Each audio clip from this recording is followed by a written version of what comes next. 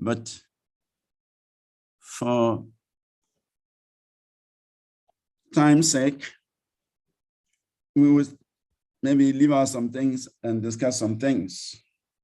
And His Grace Sahadev Prabhu has also requested that we say something about Rupa Goswami. Rupa Goswami at the end of the class. So we'll see what to do about that. So in this text, 4 questions have been asked by the bull, the personification of Dharma. And the questions were directed to Bhumi Mata, Mother Earth, who was in the form of a cow. The bull asked these 4 questions. The bull had lost its 3 legs and was now on 1 leg. So he was asking Bhumi, Mother Earth, whether she was lamenting for his state of existence. So it means that Mother Earth was lamenting when he saw Dharma personified, the bull, standing on only 1 leg. She was lamenting. And so Dharma personified, which is the bull, wants to find out from Mother Earth what are the causes of her lamentation. So he says, are you lamenting for his state of existence? That is the bull's state of existence. Or are you in great anxiety because of the unlawful meat eaters will exploit you? Or are you in a sorrow plight because the demigods are bereft of their share of sacrificial offerings, because no sacrifices are being performed? Or are you grieving for living beings because of their suffering due to famine and drought? So naturally, these are all concerns for a loving father and a loving mother. Bhumi Mata, Mother Earth, is supporting so many living entities. Without Earth, where shall we be? In fact, it is mentioned in the 3rd canto of the SRIMAD BHAGAVATAM that when the Earth planet fell into the Garbha ocean, Swayambhuva Manu was disturbed because he's the Prajapati. Swayambhuva Manu and his wife Shatarupa were the first couple in the universe, and they were put in charge of procreation. And just then, the Earth fell into the Garbha ocean. So Swayambhuva Manu was very disturbed. He asked Brahma, that you've asked me to create, you've asked me to produce progeny, but when will they stay? Because Mother Earth is not there. So Brahma was bewildered. Brahma was meditating how he's going to recover the earth from the Garbha ocean. It was a very difficult task for Brahma to recover the earth planet from the Garbha ocean. So as Brahma was meditating and thinking deeply about this problem and how to solve it, then a small creature of the size of a thumb appeared from his nostrils. And Brahma was wondering, what is this? But as he looked on, along with the other great sages, that small entity grew into a gigantic boa, transcendental boa, Varahadev.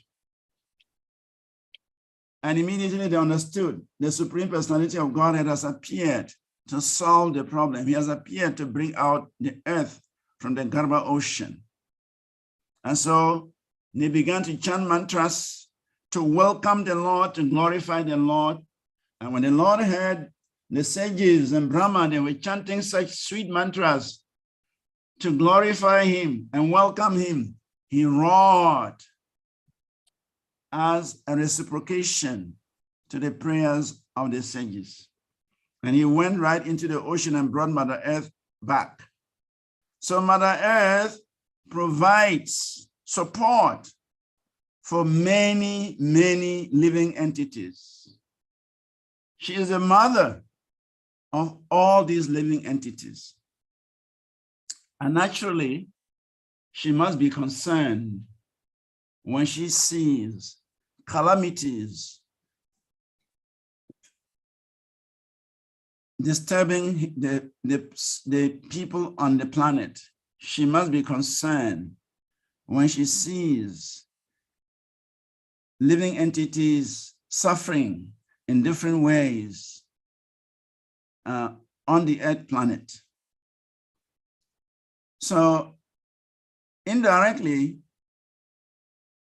Dharma is talking about the difficulties that are there in Kali Yuga, the difficulties that the living entities will face in Kali Yuga.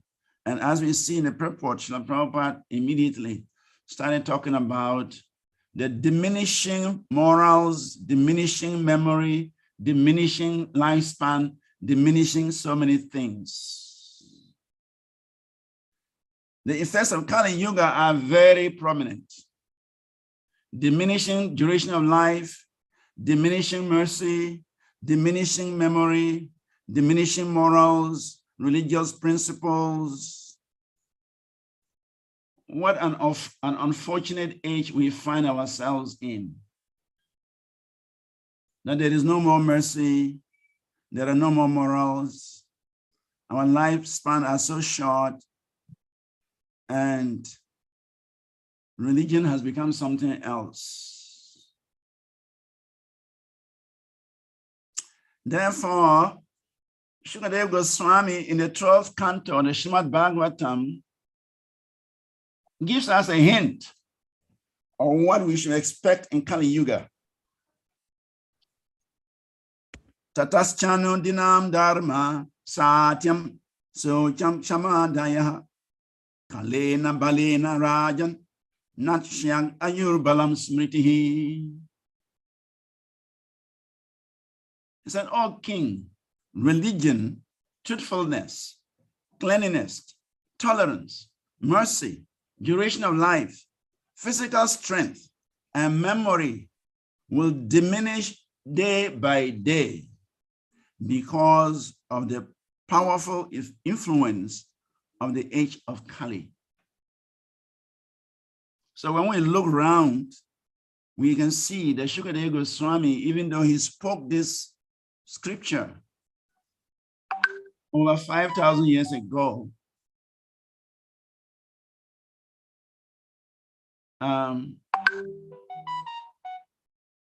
the reality is on the ground.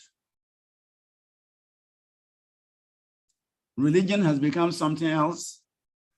It's difficult to find truthfulness. Cleanliness is no more a culture. People have no tolerance. Mercy is gone. Lifespans have reduced. Physical strength, very minimal. Memory is a great challenge.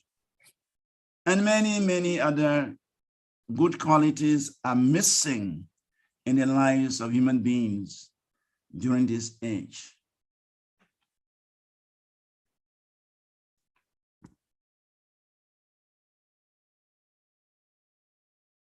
Even in the first canto, the very first chapter. I think first canto, chapter 1, verse 10.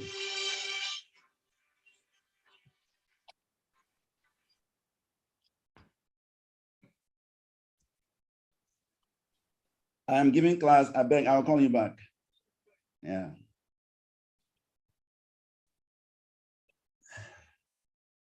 So, Shukadeva Goswami mentions, yeah.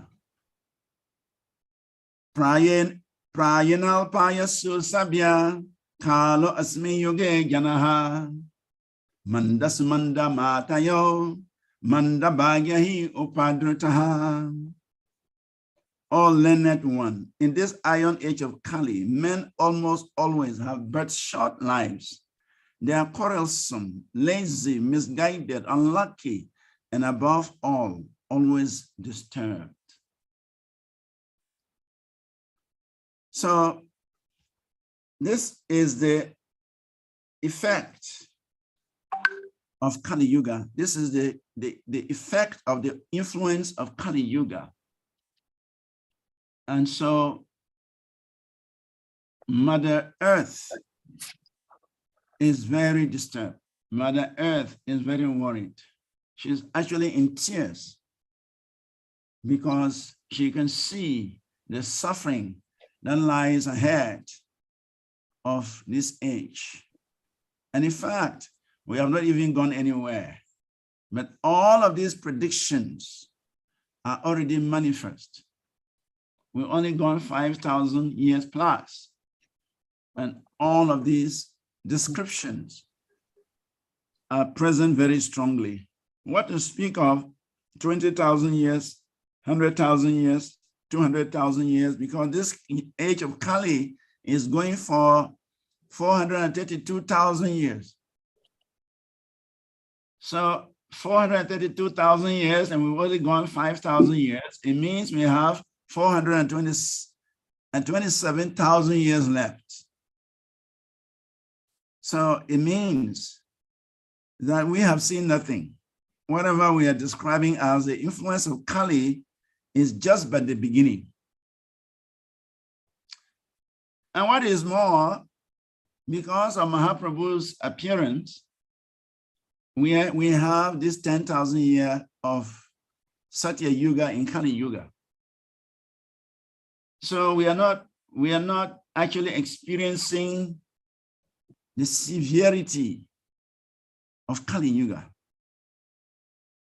because of Mahaprabhu's mercy. But Kali Yuga will become more and more intense. It will become more and more degraded. Things will become more and more difficult as the militias kill more and more cows. Srila Prabhupada mentioned that there are different gradations of human beings in terms of proportionate faith in the Supreme Personality of Godhead. Faith in the Supreme Personality of Godhead is the measure of advancement, is a measure of civilization, is a measure of religiousness. So Srila Prabhupada mentioned the first class faithful man are the Vaishnavas and the Brahmanas, because they have unflinching faith in the Supreme Personality of Godhead. And actually, because of the faith they have, they can actually serve the Supreme Personality of Godhead according to his desire. Vande Sri Krishna Chaitanya Bhakta Anugrahaya Kataram Yena Kena Pisantushtam Bhakta Datena Shradaya. He's saying the Supreme Personality of Godhead, he does not accept anything that is not done with faith and love. Anything that is not done with faith and love, Krishna is not interested. So the Vaishnavas and the Brahmanas, They are the topmost human beings because they have such faith for the Supreme Personality of Godhead. Actually, love follows faith. One who has no faith cannot develop love.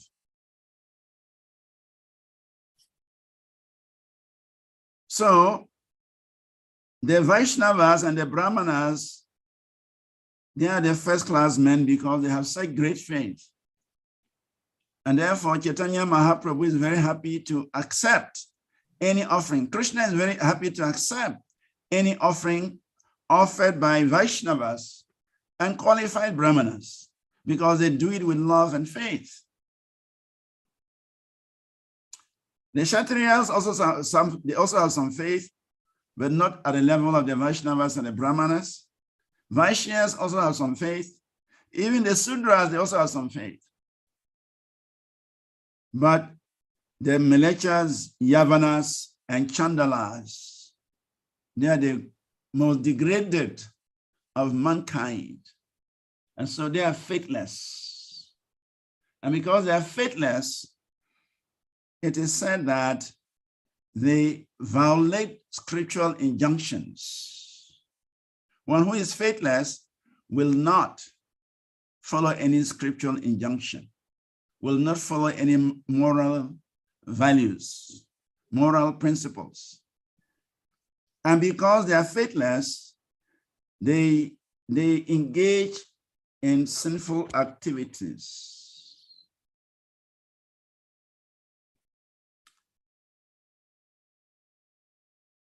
In the 11th canto, it is said, Loke vyavayamsi madhya seva nityahi jantuhi tara chodana. That in this material world, the conditioned soul is always inclined to sinful activities, which are illicit sex, meat eating, intoxication. These are sinful activities. And so the Mlechas, Yavanas, and Chandalas, because they have no faith in the scriptures, they have no faith in God, their activities are illicit sex, meat eating, intoxication.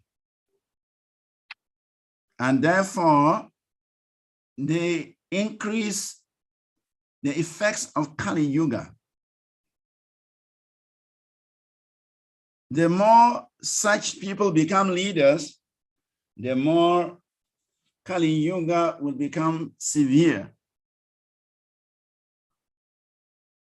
Rajanas cha papa nipunam, sudram cha yavanam kalam, milecham vikarma niratam praja sarasaswa harakam.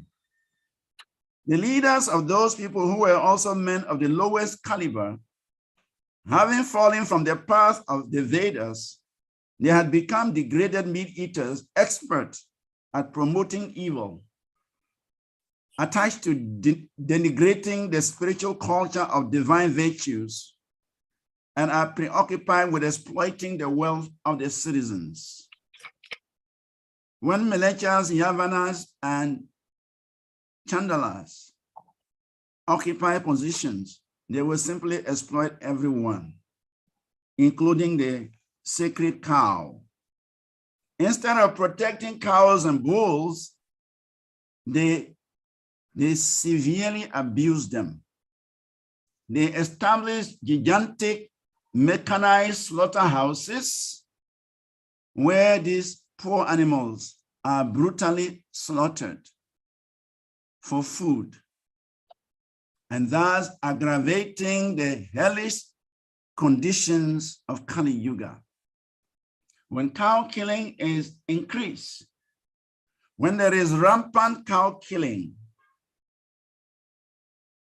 wars, pestilence, famine, and many other undesirable things will follow. They are inevitable, because cow killing is considered the most sinful thing to do. And when those sinful activities are increased, they attract suffering. So Cows must be protected. They are such sacred animals. They are such sweet animals. They are such humble animals, such productive animals, such divine animals. They should be protected.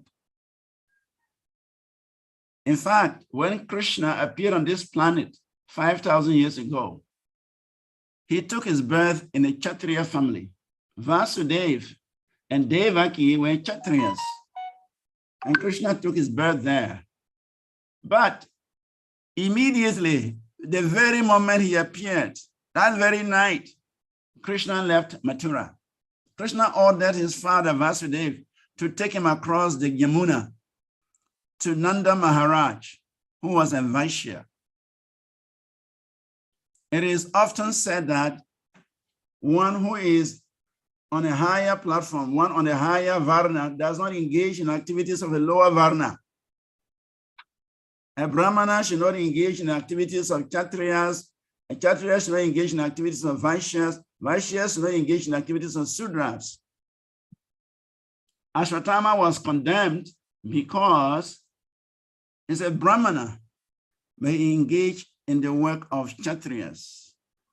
And because he had degraded himself, that is why he killed the 5 sleeping sons of Draupadi. So he's a Brahmana Bandhu. So Lord Krishna, that very night, he told his father, take me to Nanda Maharaj. He stepped down from the Kshatriya platform to the Vaishya platform. One may say it was a demotion for the Lord because he took birth in a Kshatriya family. Why does he go to the Vaishyas? But Krishna wanted to demonstrate a very important principle, that cows must be protected. That was the principle. Cows must be protected. So he was ready to give up his Kshatriya Dharma, his Varna as a Kshatriya, and then grew up in a cow-herding community of Nanda Maharaj. And there, the residents of Braj, Vrindavan, they lived practically by demonstrating the importance of the cow. It is said that when Krishna was touched by Putana, Putana came as a very beautiful lady. She bewildered Rohini and Yashoda. She appeared like Mother Lakshmi, goddess fortune. She was so beautiful, so dazzling, nicely dressed. So Yashoda and Rohini, they thought Mother Lakshmi had visited their house. So they did not restrict her at all. They allowed her into the house. They allowed her to do anything she wanted to do because they felt their house is blessed by the presence of Lakshmi Devi. But that was Putana. She had come to kill Krishna. So anyway, we all know the story. So when Krishna finally killed Putana and was playing on the breast of Putana, they picked him up. Yashoda and Rohini picked him up. And what did they do? They anointed Krishna with Yamuna's sacred water and clay. And they made a cow stand in front of Krishna and they waved the tail around Krishna up and down. Not only that, in fact, he said, Sarvato Balakam Nitwa Raksham Chakru Vidanantaha. They waved the cow tail in front of Krishna, around Krishna, to protect him. And then, Go Mutra, Go Rajobis Cha Snapatwa Ti Idam. Not only that, the dust raised by the cow's hoofs were used in bathing Krishna. The dust the cows have walked through, that dust we use in bathing Krishna. And then the cow urine, Gomutra, the cow urine, they were also used in bathing Krishna. And after that, they chanted very auspicious mantras in order to protect the Supreme Personality of Godhead. So we can see the importance of the cow. The cow can protect us. The dust from the cow is protective. The urine of the cow is protective. The tail of the cow is protective. When we talk about the milk is such nourishment. Prabhupada calls it the golden food, the liquid gold. Because from the milk, we can develop good brains, good intelligence, good memory, and that will help us make advancement on the path of bhakti. Then from milk, butter is created. From butter, ghee is created. From ghee, sacrifice is performed. So therefore, the cow is such an important animal that no one should dare kill that animal. But the Malaysians, because they are so degraded, they prefer to establish gigantic slaughterhouses, and they slaughter so many cows every day. Millions of cows are slaughtered every day. And then they turn around and complain, why are there wars? Why are there calamities? Why are there pestilence? Because we are killing all these beautiful animals, useful animals. We are incurring serious reactions, and so we must suffer. So because of so much cow killing, there is no ghee. And because there is no ghee, there is a neglect of the performance of sacrifice. So actually, sacrifice is very essential. Very essential. Because by the performance of sacrifice, great personalities like Surya Dev, the demigod in charge of the sun, or Surya Narayan, expansion of Lord Narayan on the sun, Indra Dev, Chandra Dev, and many other personalities, they are in charge of managing the universe. They are called Lokapalas. Lokapalas. There are many local palas, but they have Chira local palas. Chira local palas means those who are there from the beginning of the universe to the end of the universe. They manage the universe. And so, as Prabhupada mentioned in the purport, Surya Dev picks up water from the water bodies like the sea, the rivers, the oceans, and then it turns them into clouds, and then produce rain for the benefit of humanity. And sacrifices is important for bringing these rains. So when there are no ghee, when the cows are slaughtered, when there is no milk, then it means there is no sacrifice, no ghee for sacrifice. And so everybody will suffer. In fact, it is said that at the beginning of creation, when God created mankind, he also gave sacrifice and said by the performance of sacrifice, all your desirable things will be provided. So this is important. Actually, it's mentioned in the canto 3 of the Bhagavatam, how after when Brahma created all the living entities, step by step, Brahma created all the living entities. The last creation of Brahma was the human being. Even the sages were created before the creation of Swayambhuva Manu and his wife, Shatarupa. Sa admananam manya manaha krita kritam ivat mambur. One day, Brahma, the self-born, the first living creature, felt as if the object of his life had been accomplished. At that time, he evolved from his mind the Manus, who promote the welfare activities of the universe. Puram Purusham Admavam Tan Drishtraye Purashritaha. The self possessed creator gave them his own human form. On seeing the Manus, those who had already been created earlier, the demigods, the Gandharvas, and so on, they applauded Brahma.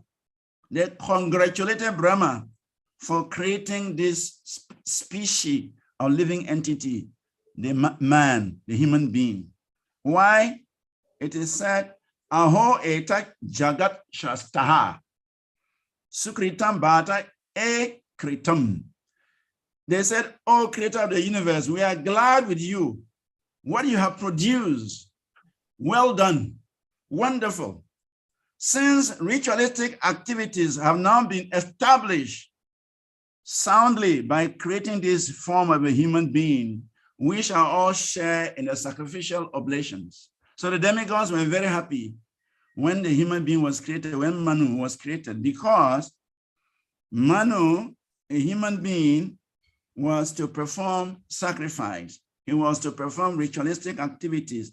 And in doing so, he will share the result with the demigods. So the demigods were so happy that Brahma had created Manu.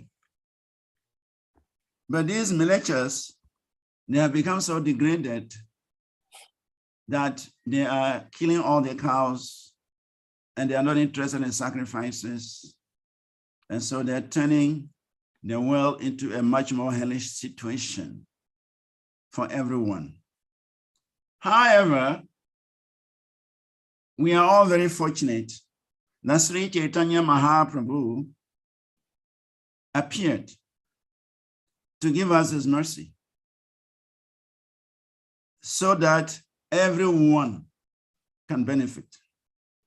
Srila Prabhupada writes, therefore, in this age, Chaitanya Mahaprabhu has recommended only one type of sacrifice, Sankirtan Yajna, which is beneficial for everyone, including the low-class militias, fruity workers, and the devotees as well. In the Chaitanya Charitamrita, it is mentioned, Vande Sarara Duduham Tam Chaitanyam Yat Prashadataha Yavana Sumanayanti Krishna Nama Prajalpaha. Let me offer my respectful obeisances unto Sri Chaitanya Mahaprabhu, by whose mercy even unclean Yavanas become perfectly well-bred gentlemen simply by chanting the holy name of the Lord. Such is the power of Sri Chaitanya Mahaprabhu. So Mahaprabhu descended in Kali Yuga, knowing very well that ghee is short, milk is short, cows are short, because many people in Kali Yuga have become militias, and they are all killing cows and eating them. So no more cows, no more milk, no more ghee, no more sacrifice. So Chaitanya Mahaprabhu, he brought us a method of sacrifice that does not require ghee. It is said, Kripa Shuddha Shariyasya Visham Apalavayati Api Nicha Gaiva Shadabati Tam Chaitanya Prabhum Vande. Let me offer my obeisances and worship Sri Chaitanya Mahaprabhu, whose nectarian mercy flows like a great river, inundating the entire universe, just as a river flows downstream. Lord Chaitanya especially extends himself to the most fallen. So this is the mercy of Sri Chaitanya Mahaprabhu, that even though our age is so fallen, even though Kali Yuga has progressed so much, but when we take to this Nam Sankirtan, there is some hope. Nama Sankirtanam Yasya Sarva Papa Pranashanam Pramano Dukkha Samananas Tam Namani Hari Param. I offer my obeisances unto Sri Chaitanya Mahaprabhu, for whose congregational chanting of the holy name destroys all sinful reactions, and offering obeisances unto whom relieves all material miseries. So just by offering obeisances to Sri Chaitanya Mahaprabhu and by chanting the holy name, one can be free from the calamities in Kali Yuga. In fact, Sukadeva Goswami says in the 12th canto of Srimad Bhagavatam, Kale dosha nijam rajan astihi ekom mahagunam. Kirtana eva Krishna sya mukta sangha param vrajat. My dear king, although Kali Yuga is an ocean of faults, there is still one good quality about this age, and that is the chanting of the Hare Krishna Maha Mantra. One can become free from material bondage simply by chanting the holy names of the Lord. And by so doing, he can be promoted to the kingdom of God. Sarva Vedanta Sharamhi SRIMAD BHAGAVATAM Ishate.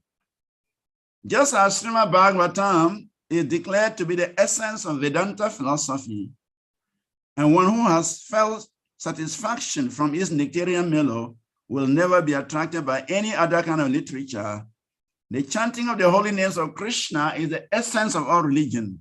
Itavan eva loke is mean pumsham dharma para smritaha. Devotional service beginning with the chanting of the holy name of Krishna is the ultimate religious principle in this age. So therefore, Sri Chaitanya Mahaprabhu has brought us this Maha Mantra to chant.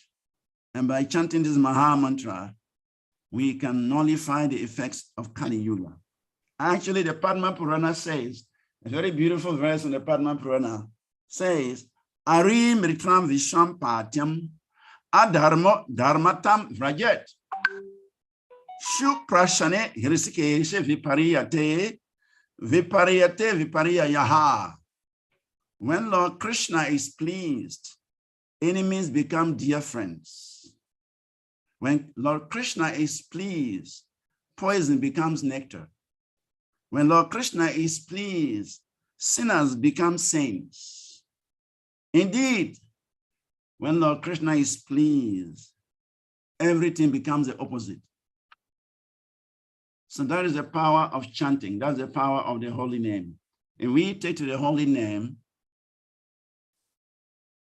Kali Yuga can be converted into Satya Yuga, and we shall all be very blissful. And we can see we were all leading different kinds of lives before, but just by taking to the chanting of the holy names, we can see how much progress we have made from the very moment we dedicated our lives to the service of Sri Chaitanya Mahaprabhu's mission and accepted the chanting of the holy names, accepted the Sankirtan Yagya. We have given up drinking, we have given up smoking, we have given up illicit sex, we have given up meat eating. How is that possible? It's not possible in Kali Yuga to do these things. But by the mercy of Sri Chaitanya Mahaprabhu, which is flowing through his movement, his Harinam movement, everyone can become a saint when Sri Chaitanya Mahaprabhu is pleased. So thank you very much for giving me the opportunity to say something. Maybe I will say a few things about Rupa Goswami before we take questions, right, Prabhu? Yes, Prabhu, if you may, yes. So today is the auspicious disappearance of Srila Rupa Goswami. Srila Rupa Goswami is one of the main branches of the tree of Sri Chaitanya Mahaprabhu. Chaitanya Charitamrita says, Vande Sri Krishna Chaitanya Prema Maro Taro Priyam. Taro means tree. Taro Priyam. Sakarupa Bhaktaganam Prema Phalam Pradayatum. That Chaitanya Mahaprabhu is the main tree of this Krishna consciousness. And there are many, many branches and sub-branches and sub-sub-branches and twigs and leaves and so on. Rupa Goswami is one of such major branches. Rupa Goswami and his brother, Sanatana Goswami, we all know the story. They were ministers in Hussain Shah's government, Hussain Shah government in Ramankeli in Bengal. And they were occupying very important positions. Rupa Goswami was the finance minister. He was managing all the funds, the accounts of Hussain Shah. And Sanatana Goswami was a chief minister, what we call prime minister. He was a chief minister. So the two brothers, they were actually running the state of Bengal. The king was just there enjoying. He was just there engaged in sense gratification. But these two brothers, they were so intelligent, they were so reliable that the king did not bother. He depended fully on them.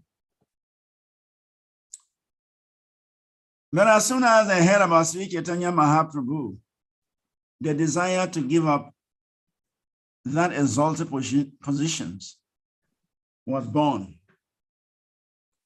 Actually, it is said Chaitanya Mahaprabhu was on his way to Vrindavan.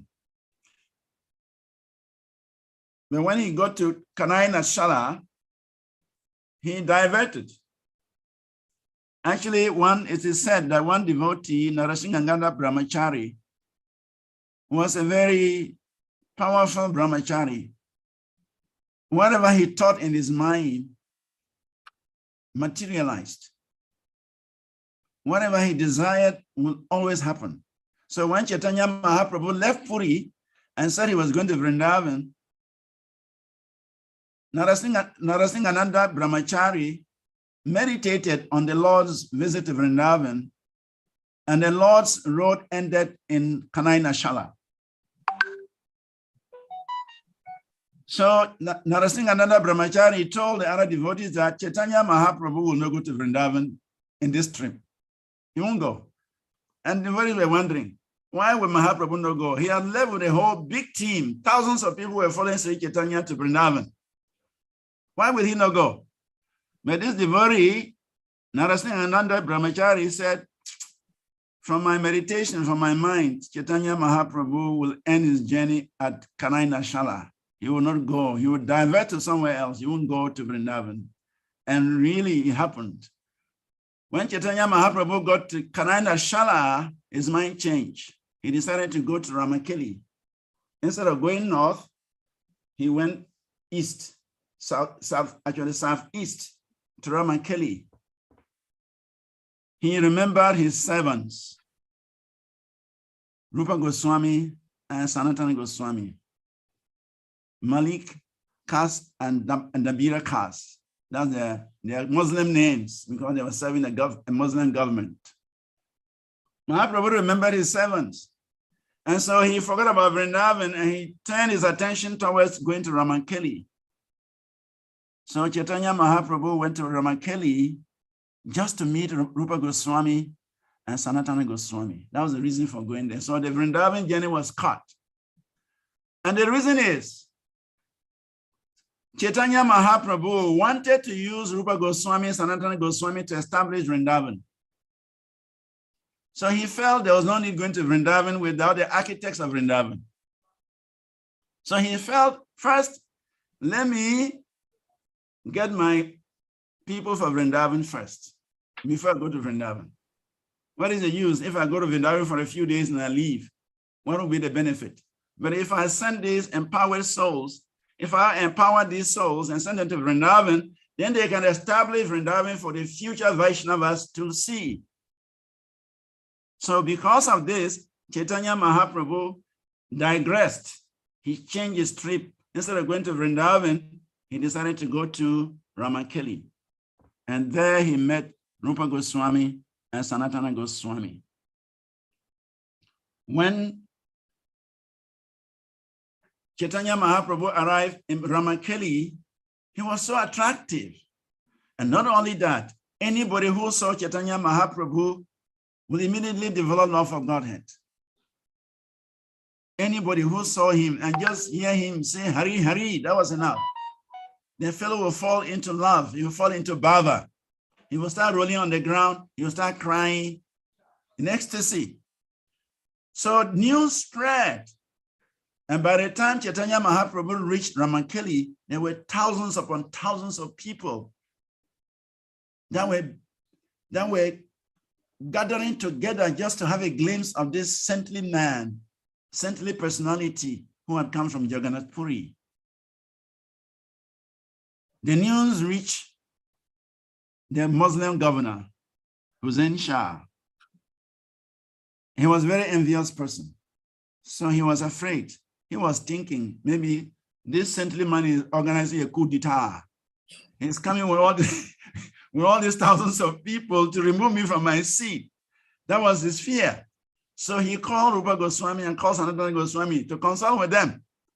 Have you heard that some saintly man from Puri has arrived with thousands and thousands of followers? What is he up to? And Sanatana Goswami and Rupa Goswami, they have not met Lord Chaitanya yet, but they were already connected spiritually. In fact, there are many stories that show that even though they were working for the governor, the Muslim governor, they were still devotees, they were still brahmanas, they were still reading BHAGAVATAM every day, chanting every day. There are many stories. So they told the king, why are you worried about a saintly man? Why are you worried about this saintly man? He's a poor beggar. He has nothing. Don't worry about him. He's just singing and dancing on the street. He has nothing. He has no weapon, nothing. He has not come here for anything. He's just a poor beggar. People are just going to see him. Don't worry. They won't do anything to you. They are not here for any harm. And they started describing the glories of Chaitanya Mahaprabhu to the king. And the king, the more the king heard, the Muslim king heard about the glories of Chaitanya Mahaprabhu, he became attracted. And finally he said, anyway, tell the saintly man he can do whatever he wants. I'm not bothered. He should dance and convert people, no problem. If that is all that he wants. I can understand that he's a very exalted personality, very, very exalted personality. So whatever he wants to do, he can do. So long as he's not here to remove me from my seat as the governor of this state. So in the night, Rupa Goswami and Sanatana Goswami, they went to meet Lord Chaitanya with grass between their teeth. The first meeting, Sanatana Goswami and Rupa Goswami, there was a bunch of grass in their mouth. And they fell before Chaitanya Mahaprabhu. And they were offering prayers to Chaitanya Mahaprabhu, that they're the most fallen people in the universe. Please deliver us from this horrible situation. Deliver us. So Chaitanya Mahaprabhu picked them up, embraced each of them. And instantly they were purified by touching Mahaprabhu's body. By that embrace, that transcendental embrace of Sri Chaitanya Mahaprabhu, Rupa Goswami, Sanatana Goswami, they became purified of all the association, bad association they've had with the Muslim king. And instantly they developed a desire to join Sri Chaitanya Mahaprabhu. So right after that, Rupa Goswami was first. He approached the king and said, my dear king, I cannot work anymore as your finance minister. Please find somebody, I have to go. The king was very sad, but he said, why are you leaving me? He said, see, that saintly man who came here, I have to go and join him. I want to become a saint. So the king said, all right, you can go. You can go. He allowed him. He gave him such gratuity. He said two boats full of gold coins was his gratuity. You should take it away. So Rupa Goswami left. And then that was the second time that Chaitanya was now going to Vrindavan. So they met in Prayag. They met in Prague. Actually, Lord Chaitanya told him that he's going back to Puri, but after some time he will go to Vrindavan, so he should meet him in Vrindavan. So when Rupa Goswami left his governmental position, he was on the way to Vrindavan, and he met Chaitanya Mahaprabhu in Vrindavan and in Prayag, where the three rivers meet, Ganges, Yamuna, and Saraswati. It's called the Triveni. That's where Rupa Goswami met Chaitanya Mahaprabhu. And for 10 days, Sri Chaitanya Mahaprabhu instructed the science of bhakti to Rupa Goswami. We all know that Chaitanya Mahaprabhu did not write any books. He did not. But what did he do? He actually empowered Rupa Goswami and Sanatana Goswami to write the books he would have written. So all the books Rupa Goswami has written, Sanatana Goswami has written, they were actually imparted by Sri Chaitanya Mahaprabhu. So it is said, Vrindavaniyam Rasakali Vartam Kalena Luptam Nija Shakti Uktaha Sancharya Rupe Vyatano Tipuna Saha Prabhu Vidau Prak Eva Loka Shristim. Before the creation of this cosmic manifestation, the Lord enlightened Lord Brahma from within the heart, the details of the creation, and manifested the Vedic knowledge within his heart. In exactly the same way, Sri Chaitanya Mahaprabhu, anxious to revive Vrindavan, with the pastimes of Lord Krishna, impregnated in the heart of Rupa Goswami with spiritual potency. By this potency, Srila Rupa Goswami could revive the activities of Krishna in Vrindavan, activities lost to memory. So this is the role Rupa Goswami and his senior brother Sanatana Goswami played.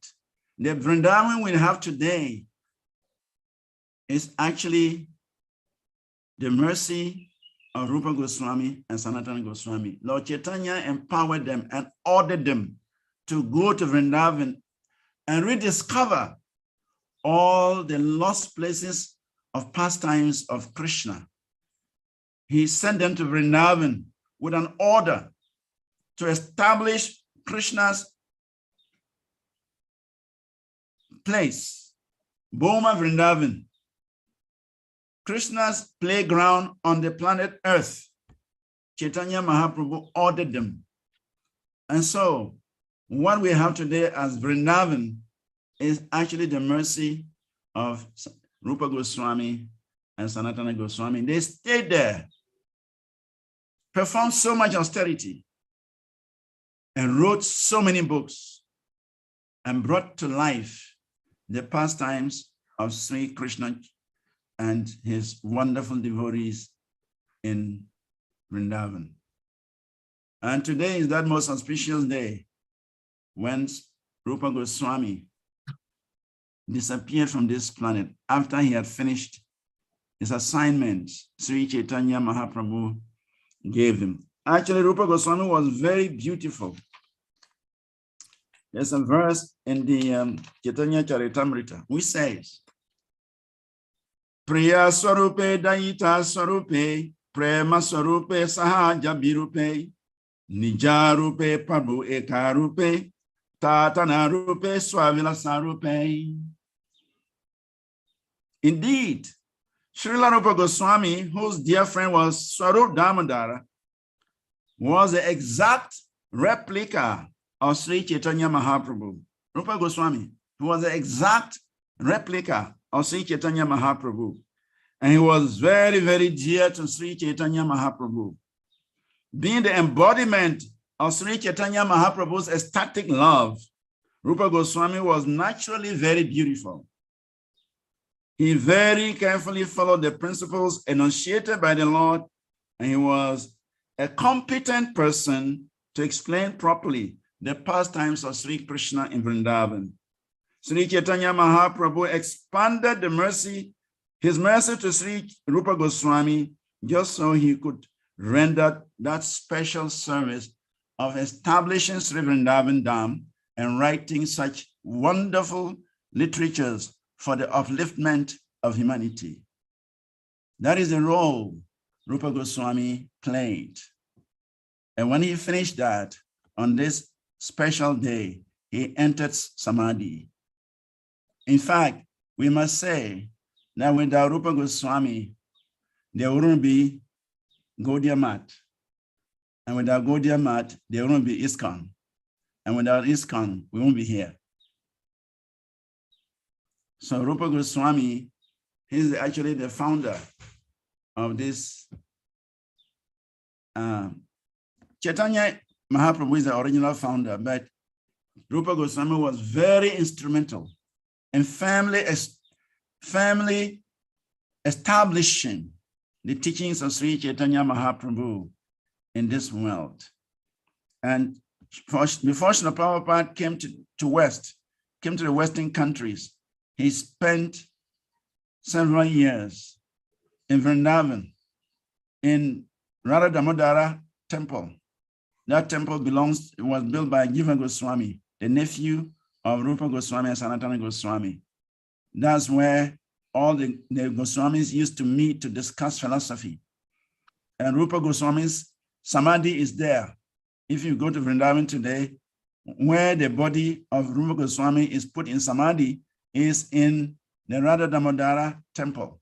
So Prabhupada stayed there, and his rooms were facing Rupa Goswami Samadhi. So as he's eating, he's reading, he's writing, he's looking at Rupa Goswami Samadhi. He's praying. Actually, he said Prabhupada received the blessings of Rupa Goswami, Sanatana Goswami, and his Guru Maharaj, Srila Bhaktisiddhanta Saraswati Thakur. One night, they all appeared together, three of them, and blessed Srila Prabhupada. It was then Srila Prabhupada understood it was time to go west. So we can say this ISKCON movement is authorized and blessed by Rupa Goswami. And that is why it's so successful. So we owe everything that we have to Srila Rupa Goswami. Thank you very much. Hare Krishna. Hare Krishna. Thank you so much. His Grace SRIVAS VANACARI. We, as devotees, we hear from the scriptures that Ananta with billions of heads. Now we know one head has 2 ears, but with all these billions of heads, they still cannot hear enough about Krishna.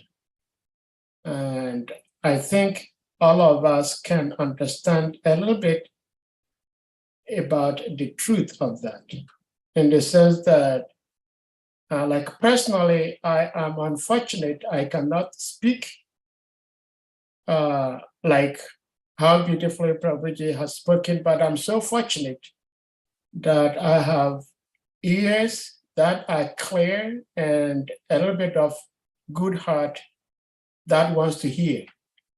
And so that's my good fortune. And I think that is the good fortune of each and every one on this platform today, that we're eager to hear.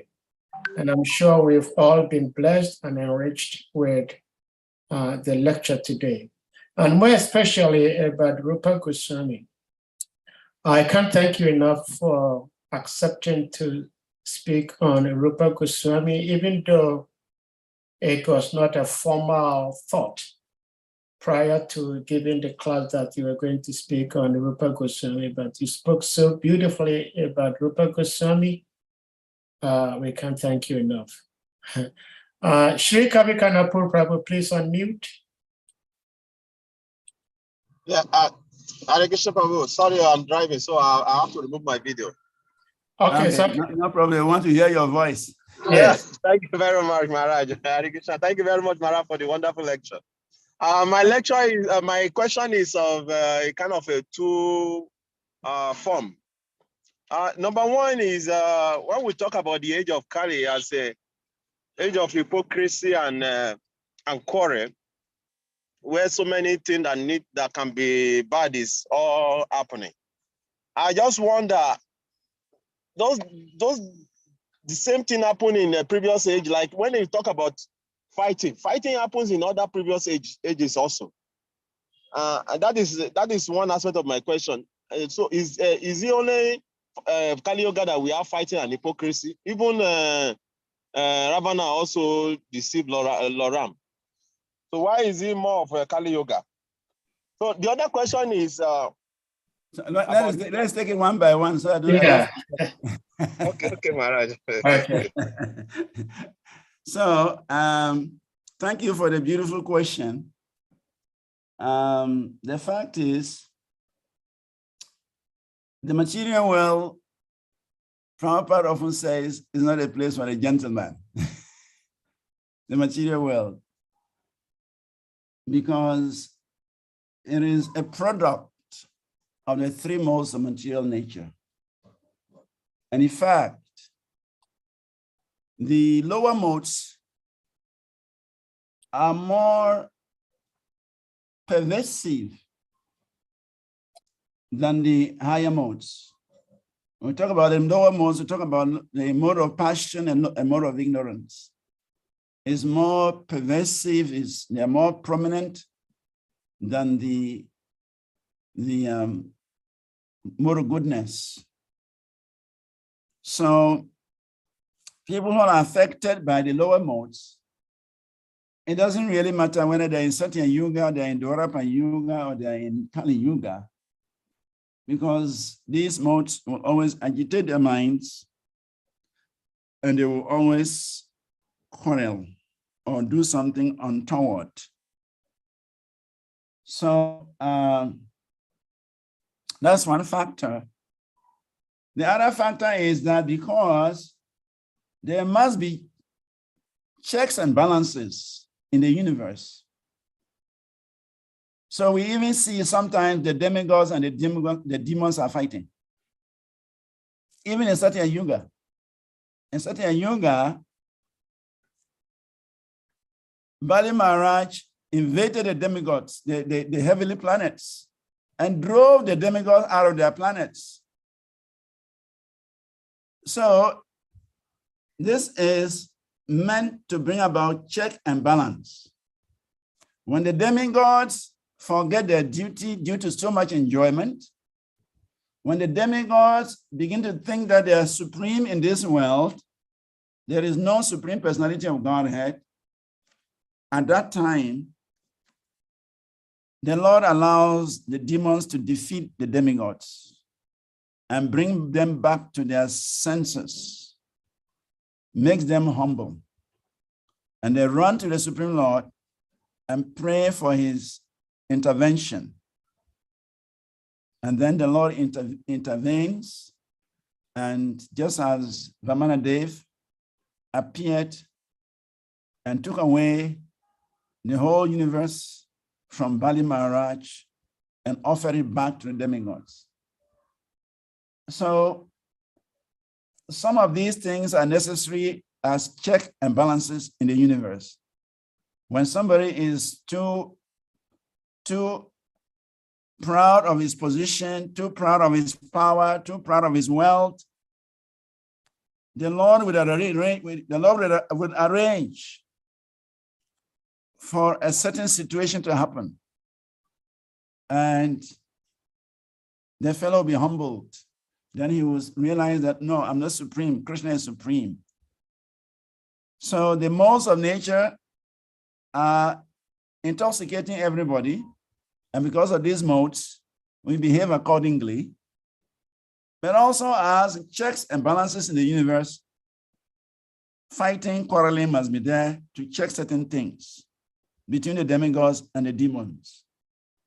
So these things will be found even in Satya Yuga, in Dwarapa Yuga, in Treta Yuga, and so on, when the need arises. But it is not a common place.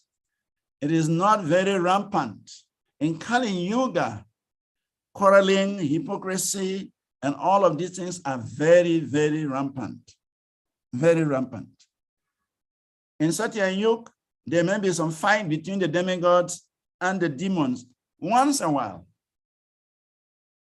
There may be some hypocrisy like Indra going to rape somebody's wife, Ravana taking Ram's wife.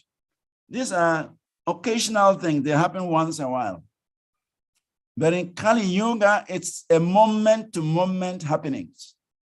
Every moment, something horrible is happening in Kali Yuga. It's a commonplace. Crime is a commonplace in Kali Yuga. In Satya Yuga, Treta Yuga, Dwarapa Yuga, they are not very common. Once in a while, they may happen. Once in a while, you find some hypocrite. Once in a while, you find some thief. Once in a while, you find something. But it's not a commonplace like today. Because the symbol of religion, which is the bull, his 3 legs are broken. He's standing on only 1 leg. And even that leg is shaking. Truthfulness is the only virtue left in Kali Yuga, but even that one is shaking very seriously because gambling has become a big time business. And governments are promoting gambling, and gambling destroys truthfulness. So that leg is also shaking very seriously. So in Kali Yuga, these things are very common. But in other yugas, they do happen, but once in a while for certain specific reasons. I don't know whether I've answered your question. Yes, Babu, thank you very much, Babu. You know, because why I was asking this question is like, most of the time, we see that the kings, they fight for dominance in the other ages also. Like in Dwapara Yoga, Satya Yoga. Yes. Like sometimes. Yes, it's necessary for us, for Kshatriyas, their duty to fight. And we see the same thing happening today. America wants to conquer everybody. And Russia said, no, you will not be on top of me. And Russia also said, no, I want to conquer Ukraine. And this fighting is going on. I was just thinking, is there any difference between all those ages and Kali Yuga? Because you see the same mentality going on. That is why I was asking that question. That is so. Okay, I get your point, but there's difference. There's difference. Okay, Maharaj. Yes, because those days it was once in a while, but today is a common thing. There are fight between brothers, fight between sisters, fight between nations, fight between communities, a common thing. It's very common everywhere. Yes, Maharaj. So the second question is, the second question is about leadership. Okay. Like you mentioned about Rupa Goswami. Yeah. Without Rupa Goswami, there will not be Gaudiya. Without Gaudiya, there will not be ISKCON. And without ISKCON, we will not be here. That's so true. And also you now went back and say, if there is no Gauranga Mahaprabhu, that is Gauranga Mahaprabhu was here. That's why Rupa Goswami was able to assist him in his mission. That's right. That's right. So I was now thinking about that. That when we hear about the glories of Radhanath Swami Maharaj, there's some devotee you will point around him and say, okay, these are the devotees who are really implementing his mind. Whatever he's thinking in his mind, those devotees, they are there to him. They are like Mano Bishtam, like the prayer of Rupa Goswami. Yes. So, like, if we talk about Prabhupada, without Prabhupada, if you talk about Prabhupada, you talk about his great disciples, Jayapataka Swami Maharaj, Bhajita Swami Maharaj. These are the people who are making Prabhupada mission to happen. And when we talk about Bhajita Swami Maharaj, then we talk about Your Holiness, His great SRIVAS VANACARI Maharaj, your Bhakti Dhira Swami Maharaj. Why are you spoiling the soup? Why are you spoiling the soup? And many other great devotees like that. But now the thing is that in this, to let this param continue, in our day now, we are not seeing those devotees who are like making other devotees around them to push this movement in a way, like to be stars. And what we are seeing that and one person wants to be the superstar and he doesn't want other stars around. And in that way, it will not work the way all these other great devotees have made this movement to continue. So I want you to throw more light. In terms of leadership, somebody be a leader alone, or he needs people who will make him to shine as a leader. Just like we mentioned all this example I've given. Thank you. This is a very important question, and this is another class period to discuss. But I'll just, but I'll just give it a scratch of the top. It's a whole discussion we need to have. Yeah, actually, Srila Prabhupada mentions in a number of his purports that a leader, a good leader, is that person who creates more leaders. If we are leaders and we are thinking we alone should remain the leader without creating others, other leaders, then we are not good leaders. That's the fact. Because Srila Prabhupada, unless we say Srila Bhaktisiddhanta did not create personalities like Srila Prabhupada, and Srila Prabhupada did not create personalities like Radhanath Maharaj, Bhaktitirtha Maharaj, Jayapadaka Maharaj, Kavichandra Maharaj, and many, many other exalted personalities. If he did not create them, then where shall we be? We will not be here. And if these people, they didn't create us, then what would have happened in their absence? So the future of ISKCON depends on the leaders we create today. If we fail to create leaders, then we are actually killing ISKCON. Because when we are gone and there are no bodies to lead, then all the efforts we have put in place will be finished. So therefore, Prabhupada emphasizes that a good leader must create other leaders. Your efficiency, your competence as a leader will show how many other people you made into leaders. It is very important. So if one is thinking he alone should remain a leader and others should just become servants, that is not a good mind. Because if our leaders were thinking like that, then we would not become leaders. But they give us the opportunity, they train us, they empower us to also become leaders. And so the baton is a baton. We have to hand the baton over to other people, inspire them, empower them, and make them to be bold enough to carry on the mission of Srila Prabhupada, of Sri Chaitanya Mahaprabhu, when we are no more here. And certainly, our days are numbered. No doubt about it. We have seen many, many devotees leaving one after the other. We have seen many, many big karmis leaving one after another. Our time is also approaching. How many more years we have to live, nobody knows. Nobody knows. If somebody had told me last year that Balidas Prabhu will be gone this year, I would have said no. If somebody had told me that Ramananja Prabhu would have gone this year, I would say no.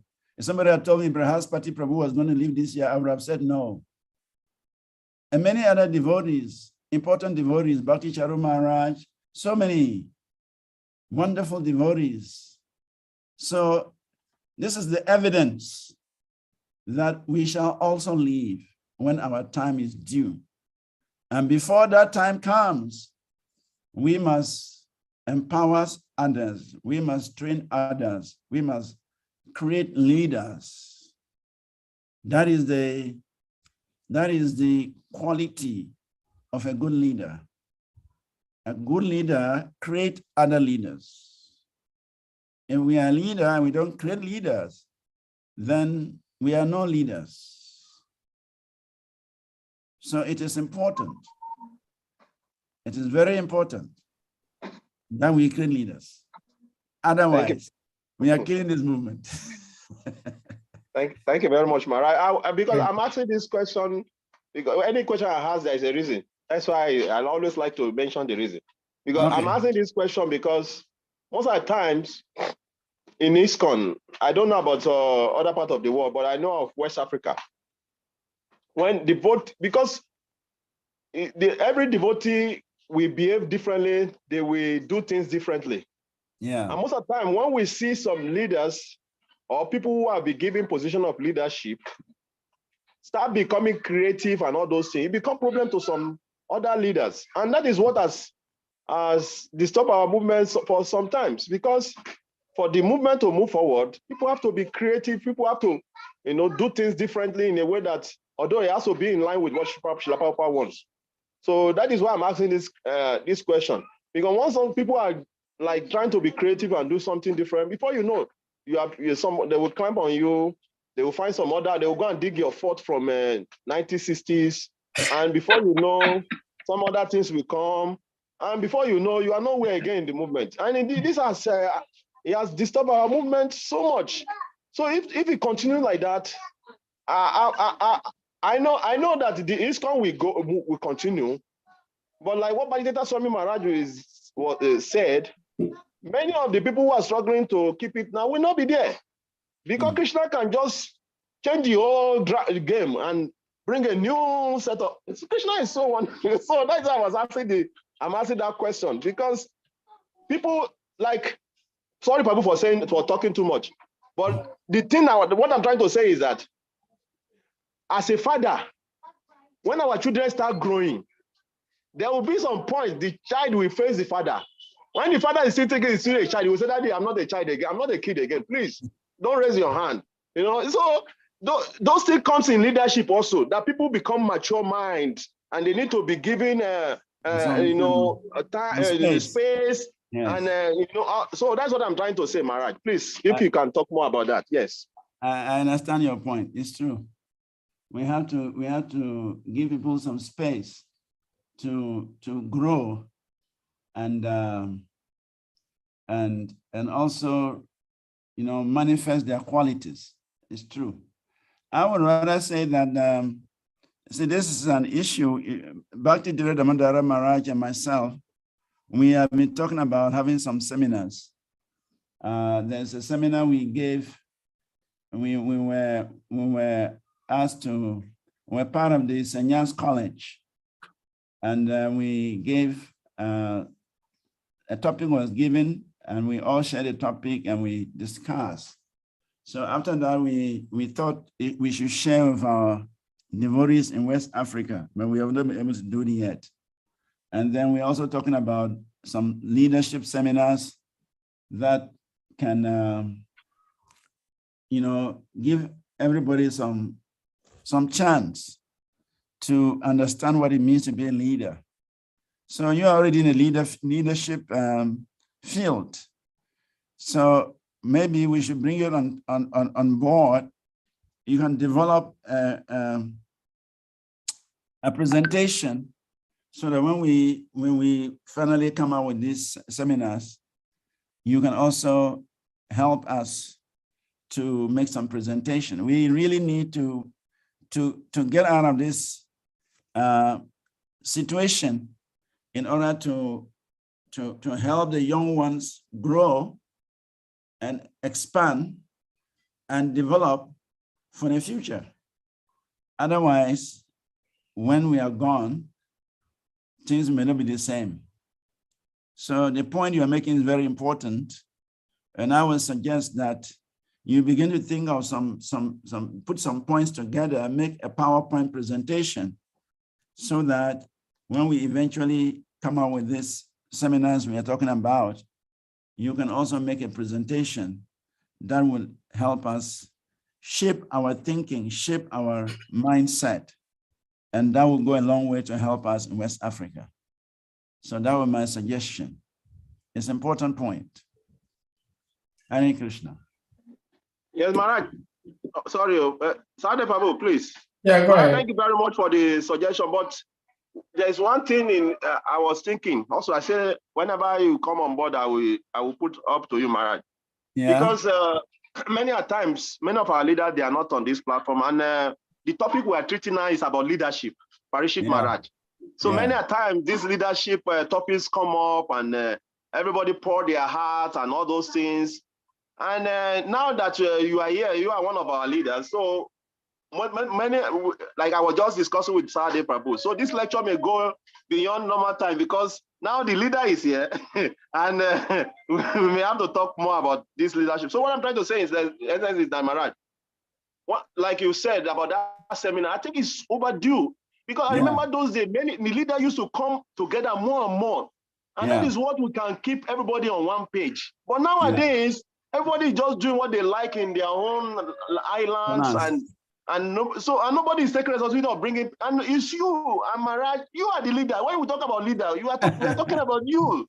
And Maharaj, and there's no other person. You are ISKCON in West Africa. No. We need to do more actions. And Me, all of us. I'm sorry, Maharaj. Anyway, we are playing some role. We are supposed to coordinate. That is true. We are coordinators. So we will do something about it because this corona situation also just, divided everything up into pieces. So we can't even come together for some time now. But we hope the situation will subside and will bring us back together. Otherwise, we still have to go on a Zoom, and then that seminar will purposely be for all the devotees, but specifically for leaders. It will be compulsory for our leaders to participate because it's more or less like a leadership training to give them some tools to help them understand their roles and how they can also help others become leaders. So Maharaj is in India now, he's teaching. I have to see when he's going to be less busy. I'm also teaching these days. So we'll see when we are free, then we can organize these seminars. Even if it is online, at least some idea will be there. Then we wait for the pandemic situation to ease out. Then we can have some meetings. I remember Gurudev asked me to go to Nigeria to organize leadership meetings. I think once or twice I did that. So why can't we do it today? So now we have got more experience, we have got more exposure. So why don't we do it this time again and again and again? And people like you, who has a master's program in leadership, you can be a resource person. And then we can also look around and see other devotees who are also into management, leadership. They can come on board and let us repeat this message again and again and again. And if possible, we can conduct it from country to country and then get things rolling. So I appreciate your points, and I think we'll do something about it. Thank you very much. Hare Krishna. Hare Krishna, Maharaj. Thank you very much, Maharaj. Hare Krishna. Kavi, thank you for the question, and His Grace, thank you for the answers. Prabhuji, some time ago, I don't remember the year, but I think it was around 90. Sorry. Yes. Sorry to interrupt you. I think you've forgotten the protocols. No, it's not happening today. We discussed that. I'm sorry. Yeah, we discussed that because Prabhuji is here. Okay. Go ahead. But thank you for reminding me. Yeah. Hare Krishna. Yeah, so I think it was sometime 97 or so. Gurudev had visited Ghana, and I approached him and humbly requested from him, Gurudev, I like to preach like the way you preach. How can I do that? And I would say like that was the first time he really got upset with me. He said, what are you asking me about? I've already given you everything you need to preach. Just go out there and preach. Look at me and preach. So later on, we were offering Vyasa Puja offerings. And the title of my prayer was The Fortunate Unfortunate. Okay. And I will put the verse on the screen again to help explain why I'm bringing this up because the text we're treating today says, "O learned one, in this iron age of Kali, men almost always have but short lives. They are quarrelsome. 1, lazy. 2, misguided. 3, unlucky. 4, and above all, always disturbed. 5. And when I looked through these 5 unwelcomed qualities, I see I'm quarrelsome. I am lazy. I am disturbed. But I am not unlucky. I am lucky. That's Why? right. Because I have Krishna consciousness. Mm. And because I have Krishna consciousness and I'm lucky, I am therefore not misguided. Mm. So even though there are 5 things mentioned here that are very, very troublesome, but I have 2, which if I can utilize them properly, it will nullify the other 3. That's right. Now, the question, that's what I said, that my prayer was the fortunate, unfortunate, in the sense that I've been given all these opportunities, yet I'm unable to utilize them properly to my own benefit. So my question to you, Prabhuji, is that how is it that we've been given all this wealth of knowledge and skills, not just knowledge, but skills are also there. Yet lots of us, not all of us, certainly, but lots of us are still struggling and feeling the full blow of this age of Kali. How do we utilize these lucky things Guru Krishna have given us? You're talking about Rupa Goswami. No, Rupa Goswami has sacrificed and given us everything there is for us to go back home, back to God at this lifetime, but we're still struggling. How do we work on these things? Hare Krishna. Thank you very much. It's a very important question. How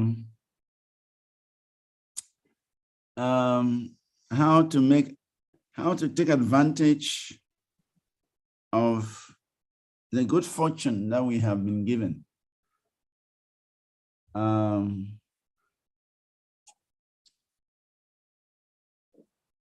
Sadhu Sangha, Krishna Kripa, Bhakti Swabhava.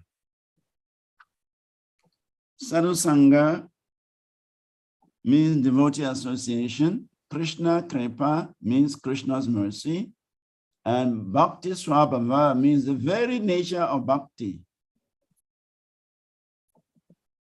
These will determine our progress.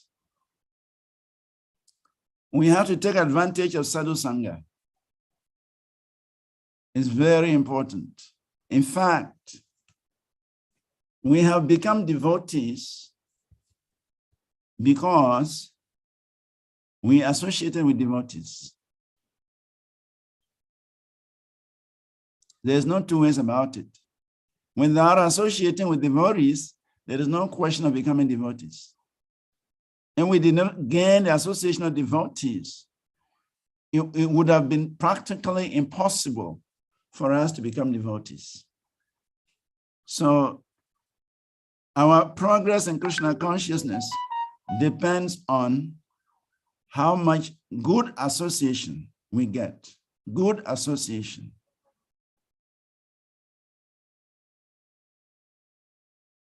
In fact, it is said that Krishna consciousness is like a current.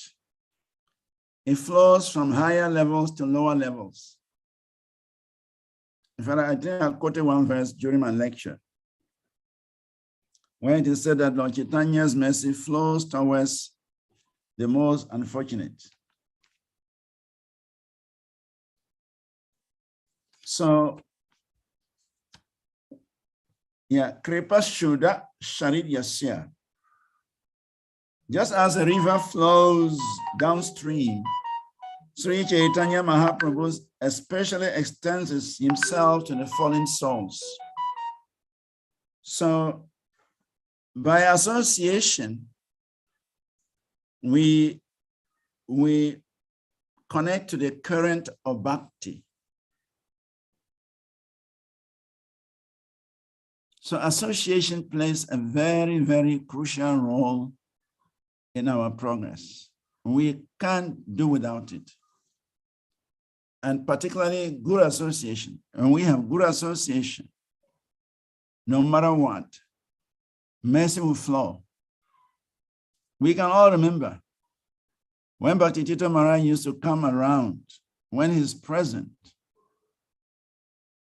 some energy, some good energy, some vibration, some joy would flow. Even if you don't want it, you would feel it. We would, anytime Bhakti Tito Maharaj will come into the temple, when he arrives, everybody will be floating in happiness. The energy flows, that positive energy flows. And as soon as he leaves, he carries the energy away. We have experienced it several times. So good association is very important. And the scripture says we have to associate with people who advance. And we don't associate with devotees who are advanced, and we are associated with people of our same caliber, same level of consciousness, or even people who are less than us. If we cannot give them, we will take from them. So association is very, very key in our advancement. And the story of Mrigari is an example. Mrigari was an ordinary hunter, accustomed to killing so many animals a day. And that was his lifestyle, that was his profession. But when Narada Muni gave him his association, he stopped the animal killing and he became a saint. Another example is the prostitute who went to tempt Haridas Thakur in the middle of the night. Her job was prostitution. She was a professional prostitute, and that's why she was sent. But just by associating with a high caliber devotee like Haridas, he gave up the mentality of prostitution and became a saint. So association is very important. We cannot rule that out. The next point is Krishna's mercy. Krishna is always ready to give us his mercy, but we must deserve it. We must do something to indicate to Krishna we need the mercy. So we have to pray for the mercy. We have to struggle for the mercy. We have to do something that Krishna will see and say, yes, this devotee, he really needs my mercy. Let me help him. We have to cry out. We have to perform some austerities. We have to do something out of the normal. We have to get out of our comfort zone in order to attract Krishna's mercy. So Krishna's mercy is very, very important in our devotional service. When you look back, or when I look back into my life, I see many points, many instances where Krishna plays some amazing roles. Even at that time, I did not realize it.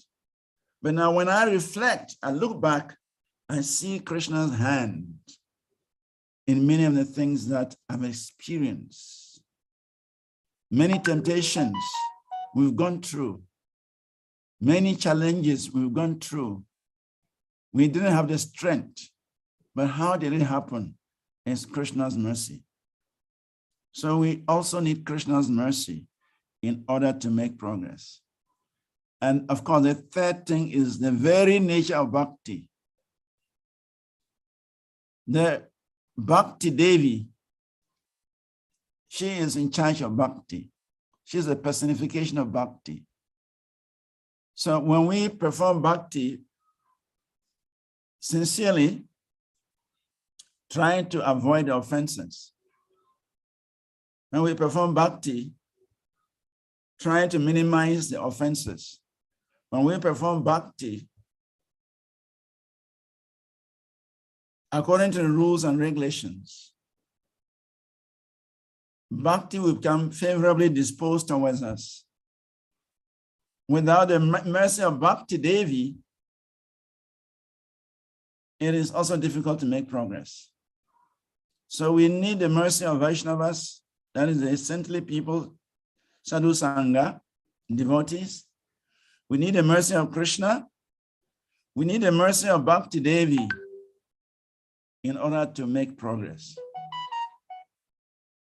So we have to put ourselves in a situation to be able to receive these different mercies. When we have all these mercies together, we will make advancement. Actually, we are already making advancement. The fact that we are struggling to practice is an indication that we have made some progress. It is said that if we are struggling to follow the principles, we are struggling to chant our 16 rounds, we are struggling to read, we are struggling to do some service, it is a good sign that we are making some effort. And because we are making such efforts, Krishna will show us some mercy. Bhakti Devi will show us some mercy. And if we take advantage of advanced devotees, who also receive their empowerment, who receive their mercy. So individually, we have to prepare ourselves. We have to ready ourselves to receive the mercy from these three sources of empowerment. And then, when we have received enough mercy and empowerment from these sources, we can make progress. But I want to assure you that you are making progress. It's like when you sit in a very fast-moving vehicle, the first time you enter the car, I remember very clearly when I was in primary school sometime, the first time I entered the vehicle, I saw the trees moving. I saw everything moving around me. I was surprised. I thought the trees were coming to hit the car. I was frightened. That was the first experience of sitting in a bone shaker, a wooden truck in those days in the early 60s. So when you sit in a very fast moving car for the first time, you will feel the speed of the car. But as you get used to the car, you don't even realize that you are in a speeding car. So the same thing happens in Bhakti. When we join the movement in the beginning, we could see we are making leaps and bounds in our progress. But because we have become used to the system, we may not even realize that we are making progress anymore because we are no more seeing the speed of the car. So once we are chanting 16 rounds, once we are keeping the principles, once we are doing some service, we are reading the scriptures, we are preaching the scriptures, we are making some progress. But we will not see it because we are now very used to the system. But the day we will leave this material world, that is when we realize how much progress we have made. But for now, we may think, oh, I don't think I'm making enough progress. Never think like that. Every round you chant is like saving some money in the bank. If you are putting in 1 CD or $1 every day in your account, at the end of the year, you have saved $365. Though it's just a small amount, $1, $1, $1. So it's the same thing. So long as we are practicing sadhanas, we are saving, we are increasing our spiritual credits Every spiritual activity we perform, we are increasing the spiritual credits. At the point of death, that is when we shall see all the results of our bhakti, all the results of our spiritual activity, and we shall be amazed what we have done. So we are making progress, but in order to make more progress, that should be our natural desire. We want to make more progress. So in order to make more progress, then we have to associate with devotees who are more advanced than us, devotees who are lovers of Krishna, devotees who are very, very deep into the practice of Krishna consciousness. Naturally, by relating with them, naturally by taking the association, there's a flow of energy. Naturally, there's a flow of energy down to us. And we must also pray. In fact, prayer should be our daily affair. Every devotee must learn to pray. Many devotees, I was also like that. In the beginning, I used to think that chanting Hare Krishna is a prayer, so I don't need to pray again. But one time I asked Bhakti Tita Maharaj, he said, my friend, so you must pray. So are you greater than Vishwanath Chakravarti Thakur? Are you greater than Srila Bhaktivinoda Thakur? Are you greater than all these great acharyas? They prayed constantly. So we must learn to pray. If we don't have any prayers, we should just repeat some standard prayers of the Vaishnavas. So that prayer will attract Krishna to give us his mercy. So we must pray. It's a very powerful tool, prayer. Prayer moves mountains. Whatever you are desiring, if you want spiritual perfection, you are desiring spiritual perfection, and you constantly meditate on it and pray, before you realize you are becoming what you are praying for. It says by meditation, a cocoon becomes a butterfly. By prayer, a devotee becomes advanced. By prayer, a devotee goes back home, back to Godhead. And Bhagavatam is full of prayers. There is no chapter in the SRIMAD Bhagavatam you will not find a prayer. Most of the chapters are prayers, actually. Prayers of Dhruva Maharaj, prayers of Kadabra Muni, prayers of Lord Shiva, prayers of Brahma. It's just full of prayers.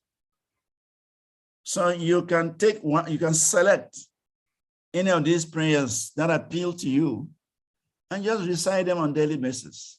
I do that. And I'm seeing the results. So I think I will end your question here. Yeah, thank you so much. That's a very excellent and practical, satisfactory answer to my question. I love it so much in the sense that you give a practical approach to getting better in what we're trying to do. And talking about prayers, that is one thing I really appreciate about our godbrother Govinda Prabhu. He usually carries a booklet which is just full of prayers, and whenever we meet, I will see him reciting these prayers every morning. I think I should try to do that also. Salika Prabhu, please unmute.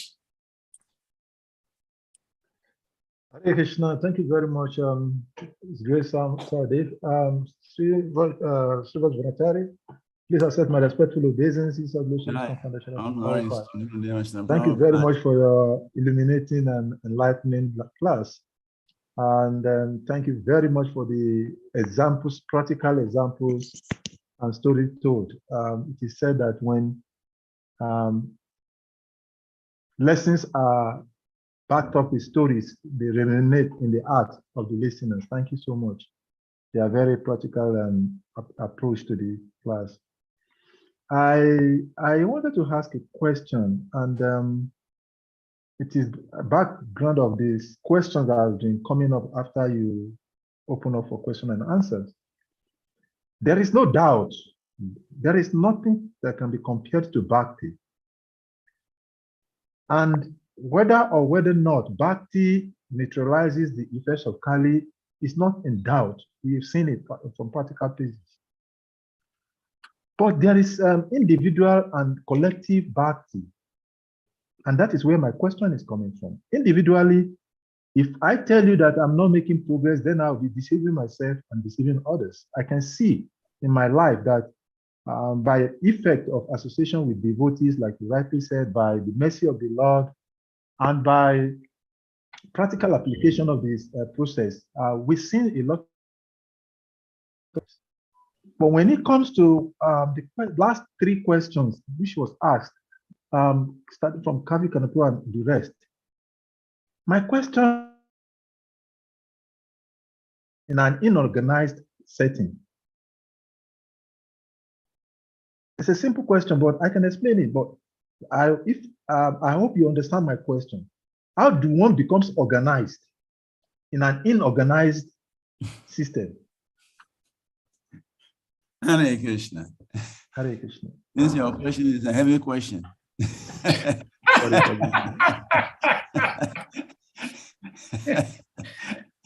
The heavy question and requires a whole period to discuss. But I'll just scratch the top. Yeah, actually, our problem is in organization. We are not organized, and that is why many things are not going the way they should go. So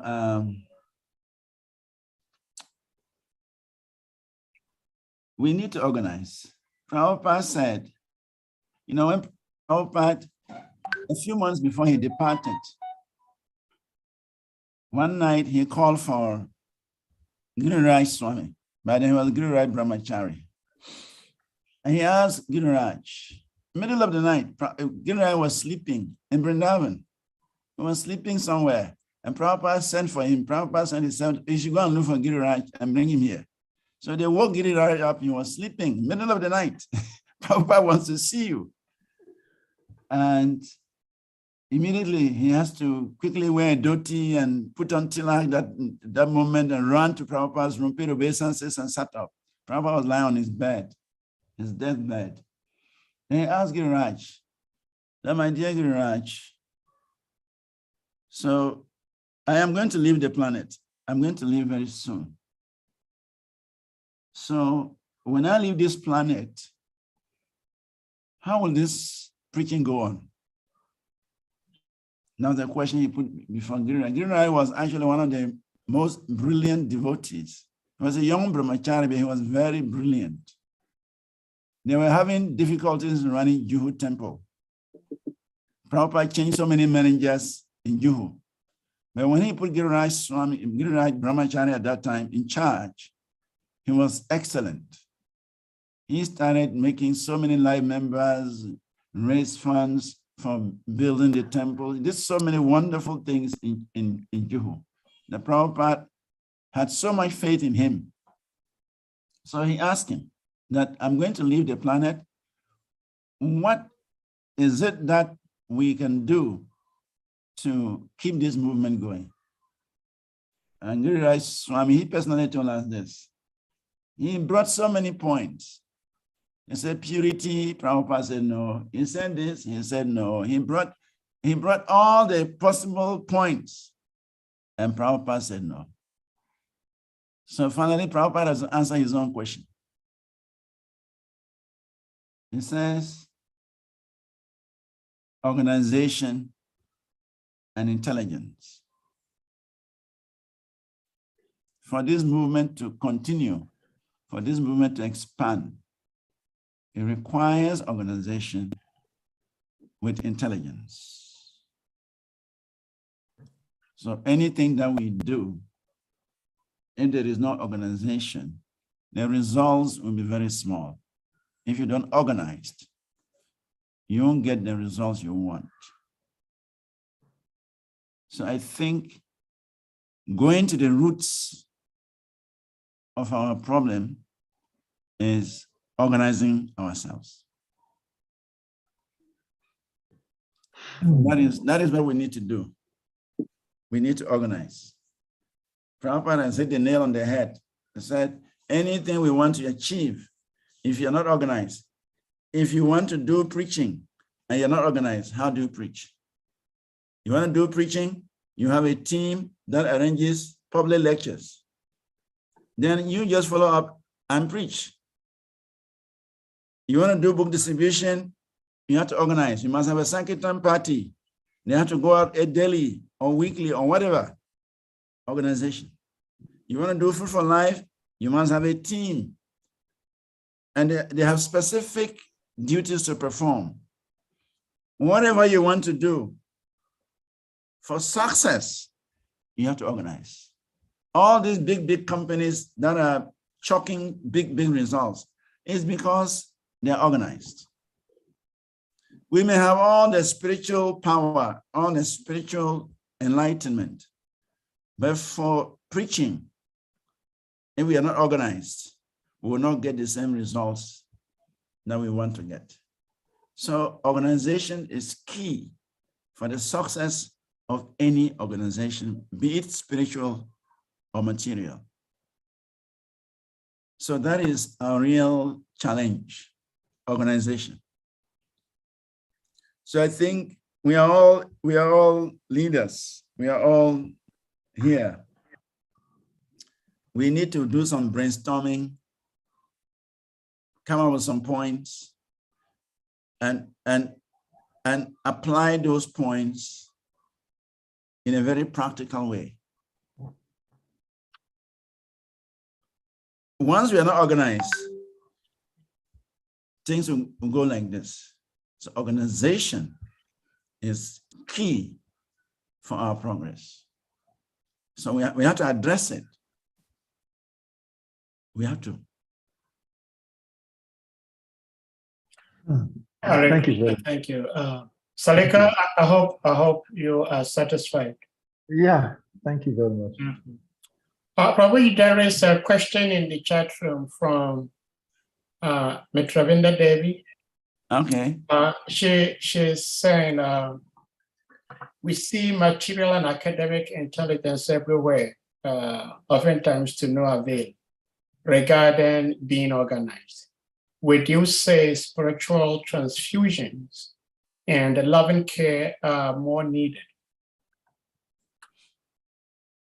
Well, yes, loving care is necessary. Spiritual transfusion is also necessary. But to effect the loving care, to effect that spiritual infusion, you must have a system to execute that. If you don't have a system by which you can execute that, you may have all these facilities, but you will not have some result. So spiritual care, spiritual infusion, love, all of these things, they are ingredients, but they have to be applied in such a way, in an organized way, to bring results. And we want results. So organization is key, whether spiritually or materially.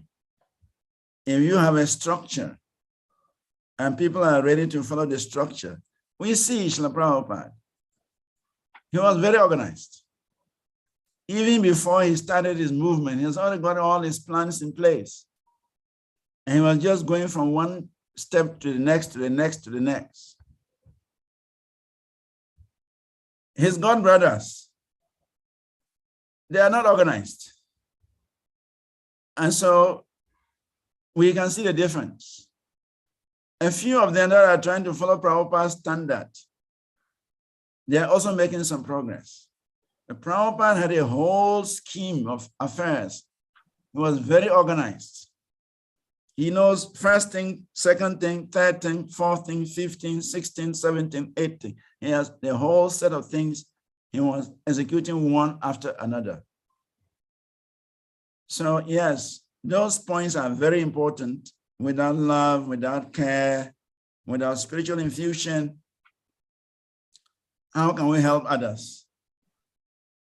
But you can be more effective in giving love, in giving care, in giving infusion when you have a system by which you can apply these things and produce results. Whether individually, collectively, but you must have a system. It's like cooking. I always loved Bhaktivedanta Purna Swami Maharaj's classes. He always gives very practical examples. He says, cooking. If you want to cook, you must have all the ingredients. You must know what comes first, what goes second, what goes third. If you don't know the process, you don't know the procedure, you don't know what follows what, then you may cook, but nobody will enjoy your food.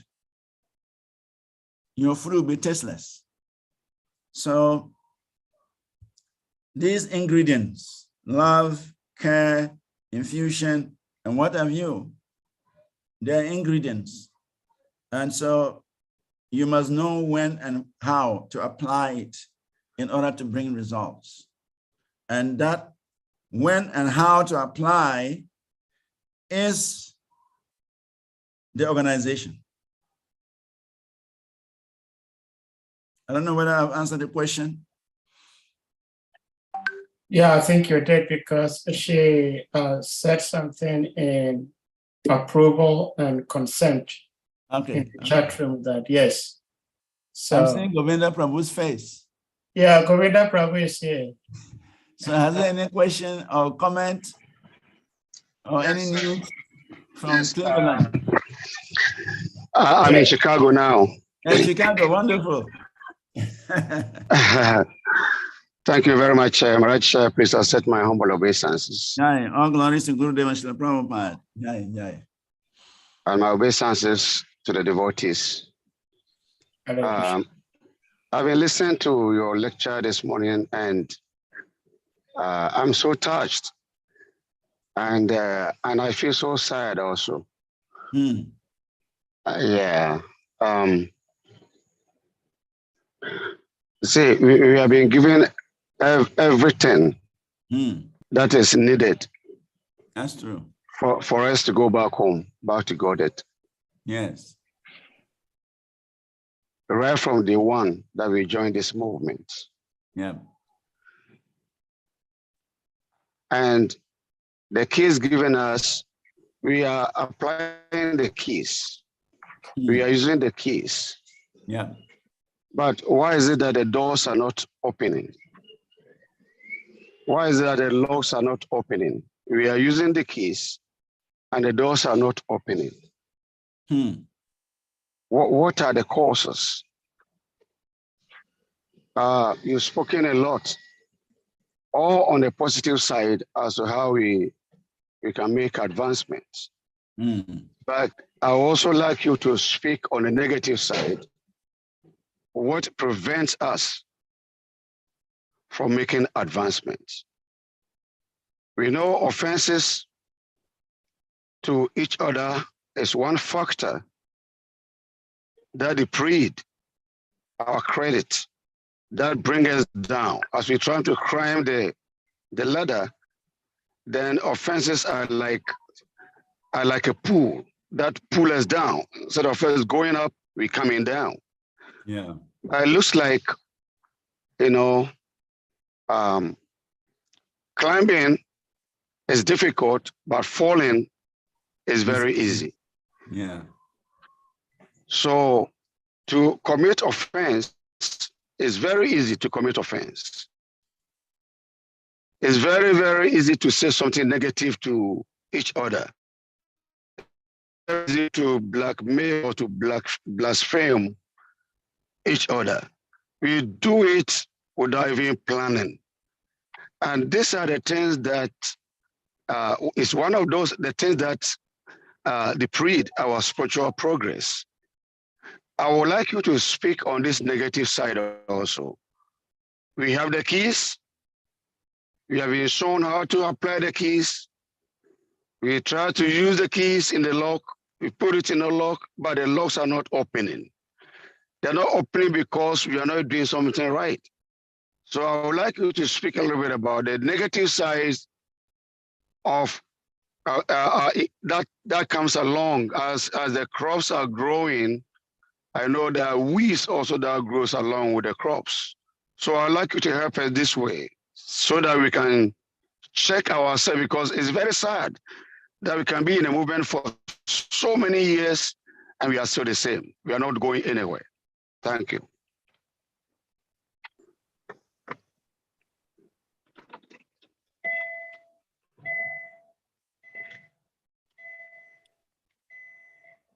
Hold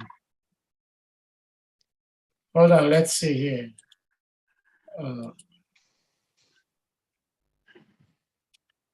It seems we lost his grace, but let's hope he's able to come back.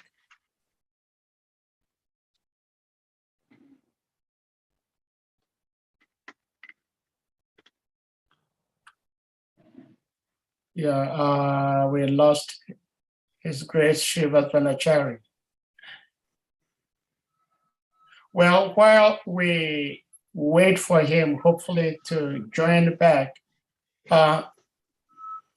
Shima Prabhu, I don't know if you are at the temple, if you are not at the street, please. We would like to hear your voice if you have something to share with us, please. Shima Prabhu. Hare Krishna. Oh, Hare Krishna, thank you. Oh, Hare Krishna, Prabhuji. All glories to Guru Deva, all glories to Shri Prabhupada. My obeisances to everybody. I would have loved to hear SRIVAS Prabhu to continue, giving us the nectar.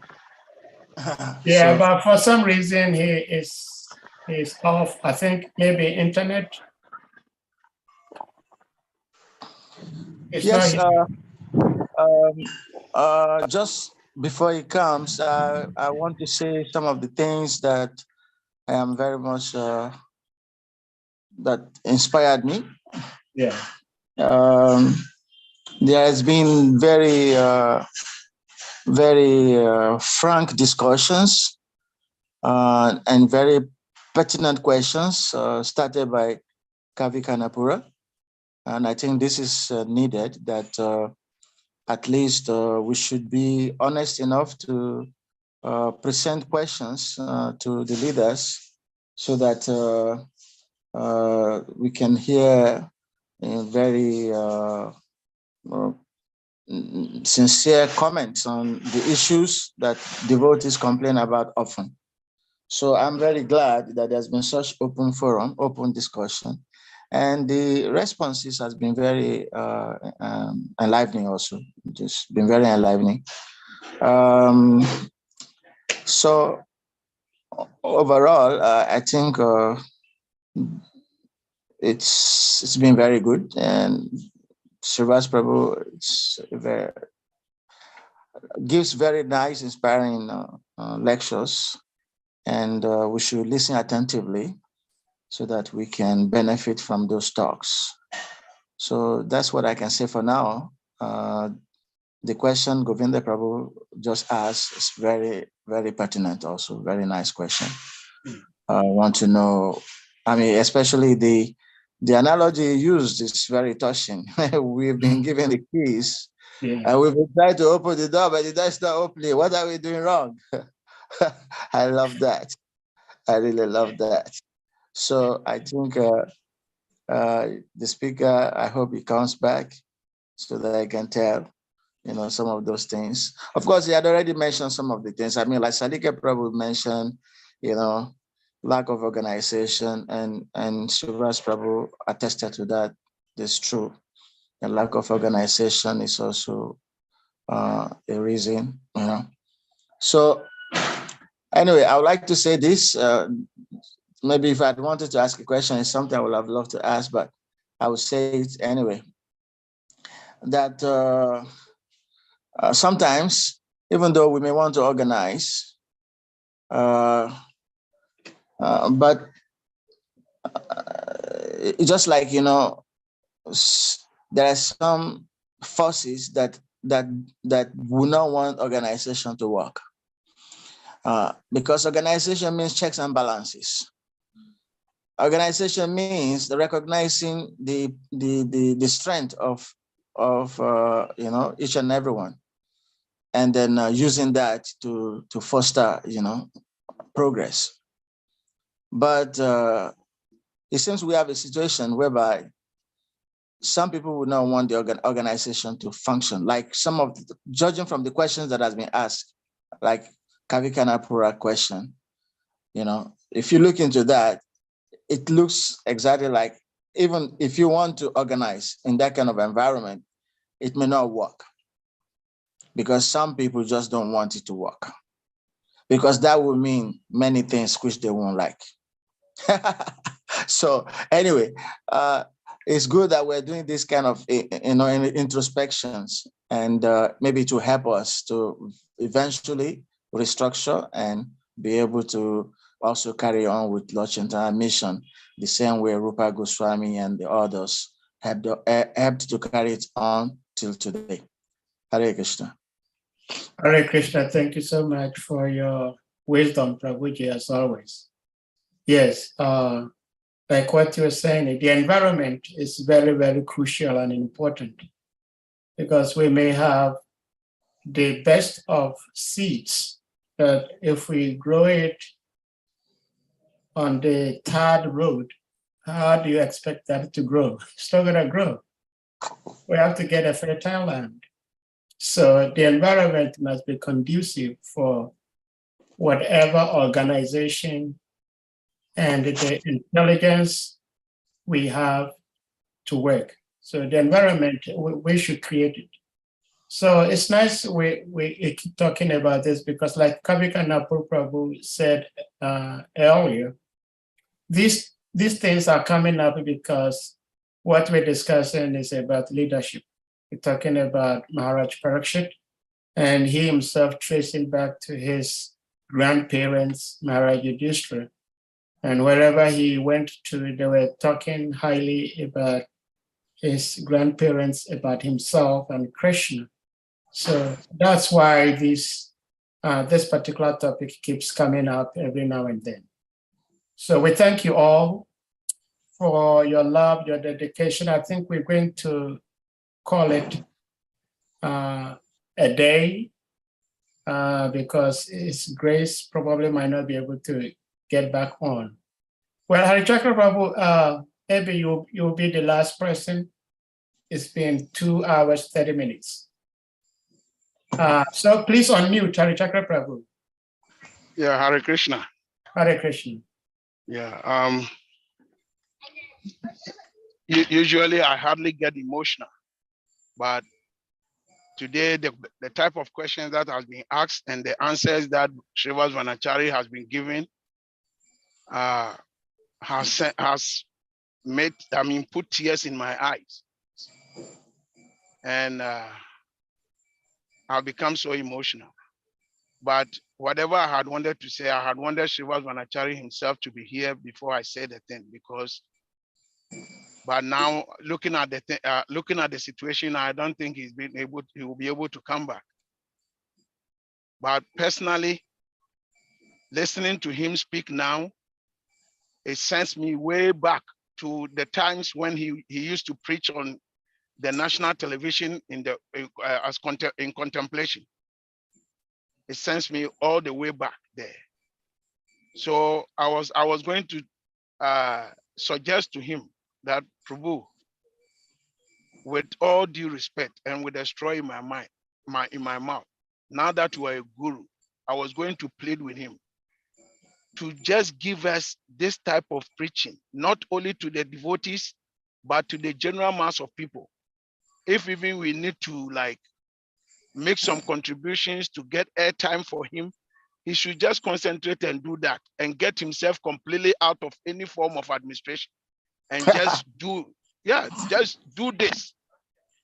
And I think if he preaches like this, like him, like whatever he has said here today, if he gives it on the various TV stations and all these things that is happening in Ghana, oh boy, I think it's going to boost our image and bring people back to our roots. It's something that I sincerely wanted to tell him, that Prabhu, do everything in your capacity to get rid of yourself from any form of administration, and just concentrate. Now that you are a guru, concentrate and give us this nectar, this type of nectar every day, where we can tune to places like, if it's Facebook pages, if it's whatever it is, just be hearing him always giving this type of nectar. I think it's going to enhance our image so much in our sub-region. I'm really affected by the preaching. Like Bharata Prabhu was saying, that proper questions, due questions were asked, and the answers given were also like in tune with the questions that asked. So thank you all very much. He's back.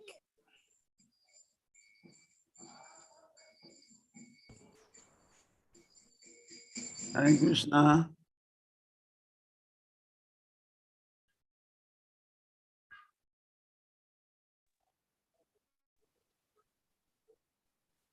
Hare Krishna. Yeah, you were logged out, Prabhuji. Yes, I think he's back. Yeah, he's back. Okay, so now that he's back, can I still give my comment? Yeah, Yes. I think you can. Give me your comment. I'm interested in hearing. Oh, Prabhuji, there is some bullet in it.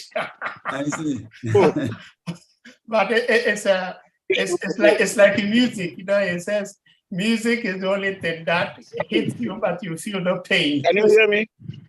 Yeah, we can hear you, Harichakra Prabhu. Yeah, can you hear me? Yes, go ahead. Yeah, Prabhu. Just before you came on, I was saying that there's something I wanted to say, and I wanted your presence. And now that you are back, I think I have to repeat whatever I said before. I mean, listening to Harichakra, you got muted. I don't know what you did to your device. Unmute yourself, please.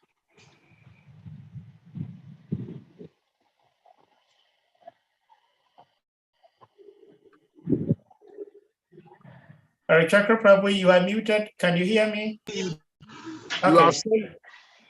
you sent me all the way back to those years when you used to preach on the national TV contemplation. Yeah. So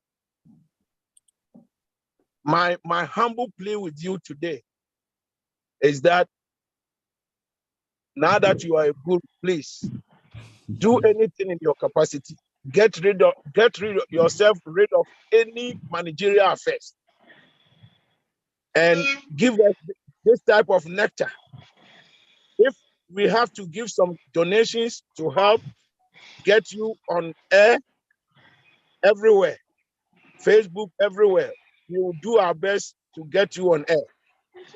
And just not only the devotees, but the general mass of people, they should get this information from you. Thank you. Thank you very much. I'm inspired. Actually, I will tell you that it has also been my desire. Actually, one guy at the Ghana Broadcasting Corporation, he's a pastor. Move a little bit. Move a little bit. Move. He's a pastor. He works at GBC, Ghana Broadcasting Corporation. I think 3 years ago or 4 years ago, on Krsna Janmashtami, he interviewed me, very brief 5 minutes interview. When I spoke, he's a Christian pastor. He said, Mr. SRIVAS, I feel you have some information to share, but you're keeping it to yourself. He just opened up. He said, what you've said in the 5 minutes, it gives me a lot of thinking. It puts me on a different platform, and I can realize how much information you have, you're not sharing. I said, my friend, you know your broadcasting house. Now they have made it a commercial place. Those days when we had free program, we were regularly participating. Now it's commercialized. And if you don't have money, you cannot show up. He said, it's true. So I said, this 5 minutes interview is nothing. We could speak for 1 hour. We could speak for 2 hours, but that is money. So we discussed and discussed, and he said, he advised that I should record programs. I should have selected topics and record 30 minutes, 30 minutes, 30 minutes. Then I should come to the broadcasting with my recordings. It could be audio, it could be video, but it should be done first class. Then I can buy airtime. They have quarter. It's a quarter, it means 13 episodes. If I want it on air, there's a price for it. If I want it on TV, there's a price for it. Then it says, if I do that, maybe for half a year or 1 year, if I can do it, he said, because of the information you have, you will attract very important people. You will attract people who have money, and he said, they will pay for you. That's the advice he gave me. He said, for the first 3 months, 6 months, at most 1 year, you may have to struggle on your own. But as soon as you continuously present this for a year, he said you will reach out to intelligent people, well-meaning people in society, and then you advertise there that it's a sponsored program. It's a sponsored program, and you give a number that whoever wants to support the program, they can call that number. He said, after doing it for 6 months or 1 year, you will have people who will sponsor, because they will see the value of what you are saying, and they will sponsor. He also said, I could also approach companies to sponsor, but he said, you must keep it running. If it is running, some companies may sponsor so that they can advertise their products in 2 minutes, 1 minute, like that. But if you don't have it running and you just go to them for sponsorship, they will not do it. But once you get it running and they themselves see it, if you go to them and say, this is what I'm doing, we want sponsorship, people may agree. So actually, I've made an attempt. I hired a studio and I did a video and an audio. But the person who did the video for me, I cannot find him. He took the recordings of it. Not the audio. He did both audio and video. And simultaneously, we got somebody to also do the video. So the fellow did that, and I cannot trace him. He has disappeared from the radar. I tried to find him. I cannot find him. And the other one who recorded us as a backup, his recording is not so good. I asked him to bring it so that I can go through it and see whether we can present it on some station, some radio station, TV station. But I was not so impressed with it. So now the idea is to actually go back, maybe to broadcasting yourself. I'm thinking of going to meet the same pastor. If he can facilitate me, get me a good studio, because he brought up the idea, so he must have the knowledge how to do it. If he can facilitate me, so that we record the quarter. We will start from somewhere. We can either do radio or we can do TV. Prices vary. Broadcasting, because it's a national media house, their prices are a bit high. But except other broadcasting house, which are private, their prices are a bit cheap, but they may not have the same coverage, same number of audience. So I'm thinking of doing that. I've made a first attempt, but I didn't get any good results out of it. So I want to make a second attempt, and I want to use him in person. So if you want to support a program like that, I am 100% ready to just preach in every station, every place, and distribute this knowledge, and then see how we can go. Actually, on next week, Tuesday and Wednesday, I am going to give a lecture at the University of Ghana, level 300, level 400 students. They have two classes, one at the campus, one at the city campus. So we are also trying to go into the universities, institutions. I even wrote a letter to the Ghana Education Service asking for permission to organize lectures throughout all the secondary schools in Ghana, senior high schools in Ghana. And they said because of the coronavirus situation, they have stopped public lectures in the schools. So when things improve, probably they may allow. So we are making these attempts to see how we can actually spread this philosophy far and wide. So if you want to support, I'll be so grateful because I'm already on my marks. I'm ready to take off if the means is there. So that's what I said. I'm so inspired by what you just said. I am for it 100%. Management, I really don't do management anymore. Much of my work now is just teaching, actually. Most of my time is spent in teaching. At the moment, I'm teaching in Mayapur Institute. And I finished, the Mayapur Institute had to wait because I was teaching Vrindavan Institute. So when I finished that, they had to wait. When I finished, then they gave me the units to teach. Now, ISKCON Maha Vidyalaya, the university that is teaching SRIMAD BHAGAVATAM in Vrindavan, Govardhan, they have just sent me another set of teachings from the 29th of this month, I think, to the 10th of September. And I know my Vrindavan also, they have told me they want me to teach Bhaktivedanta. So they have not brought the program. So much of my activity now is just studying and teaching. So it is already what I'm doing.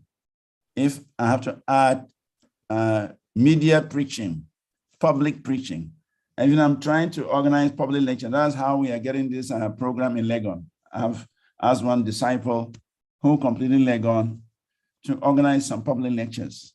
So he went to Legon, he talked to the head of department for religious studies, and they have agreed that on Tuesday next week, I will give a lecture at Legon, and then Wednesday, the next day, I will give at the city campus, 2 hours. So we want to broaden the base, we want to broaden the preaching. It's important. We have in fact, Srila Prabhupada has given us so much to share. We are keeping it. And we can do it. So if you want to energize me, I'm ready for it. We can do it. It's possible.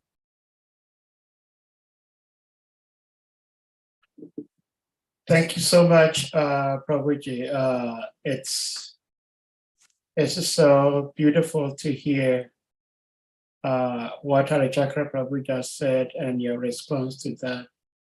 And I'm sure everyone, especially those of us who were trained by you, will be ecstatic to see you do what you used to do. The very things that kept us in devotional service, that is still keeping us in here, was your preaching. So May Guru and Krishna bless and help this vision come true. So we've been almost 3 hours. It's one of our longest class. Don't forget, my question is still not answered. Govinda, Prabhu. Oh, Govinda. We'll postpone your question. Yeah, please. Let's give His Grace a little break. It's been 3 hours. I will answer your question. I will send you the answer on WhatsApp. Yes. Okay. Thank you. All right. Okay, Thank you so much. Thank you. Salika Prabhu. Let me see. Yes. Oh, sorry. Let me see. Salika Prabhu, you have something to say before we end? The only thing is that I can only say thank you. Wonderful, enlivening class. My request is that this class, inspiring class, I think we should do a class after the class. But I mean, see how we can implement some of the things that has come out as answers in this class, so that we can move forward. Time is not on our side. In this class, we are all going one by one, just like play. We know, then no one can tell when we also will leave. And then the greatest tragedy will be that we all leave the scene and we don't have successors. So a priority now.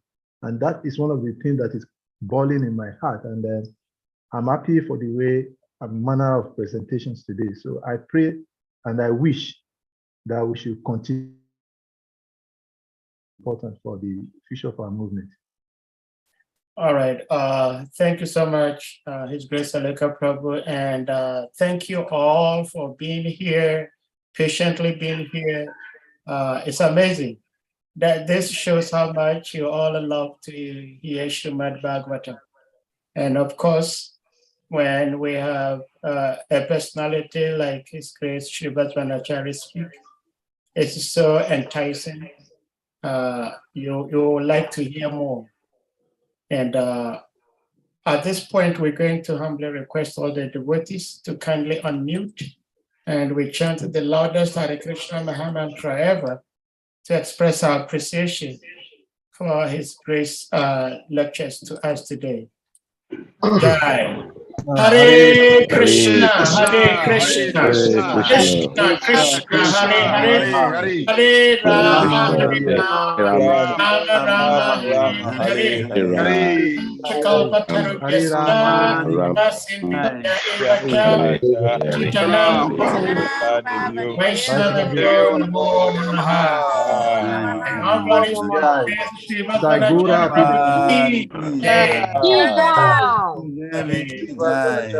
Armadillo doesn't eat, Jai. Thank you, Brahma J.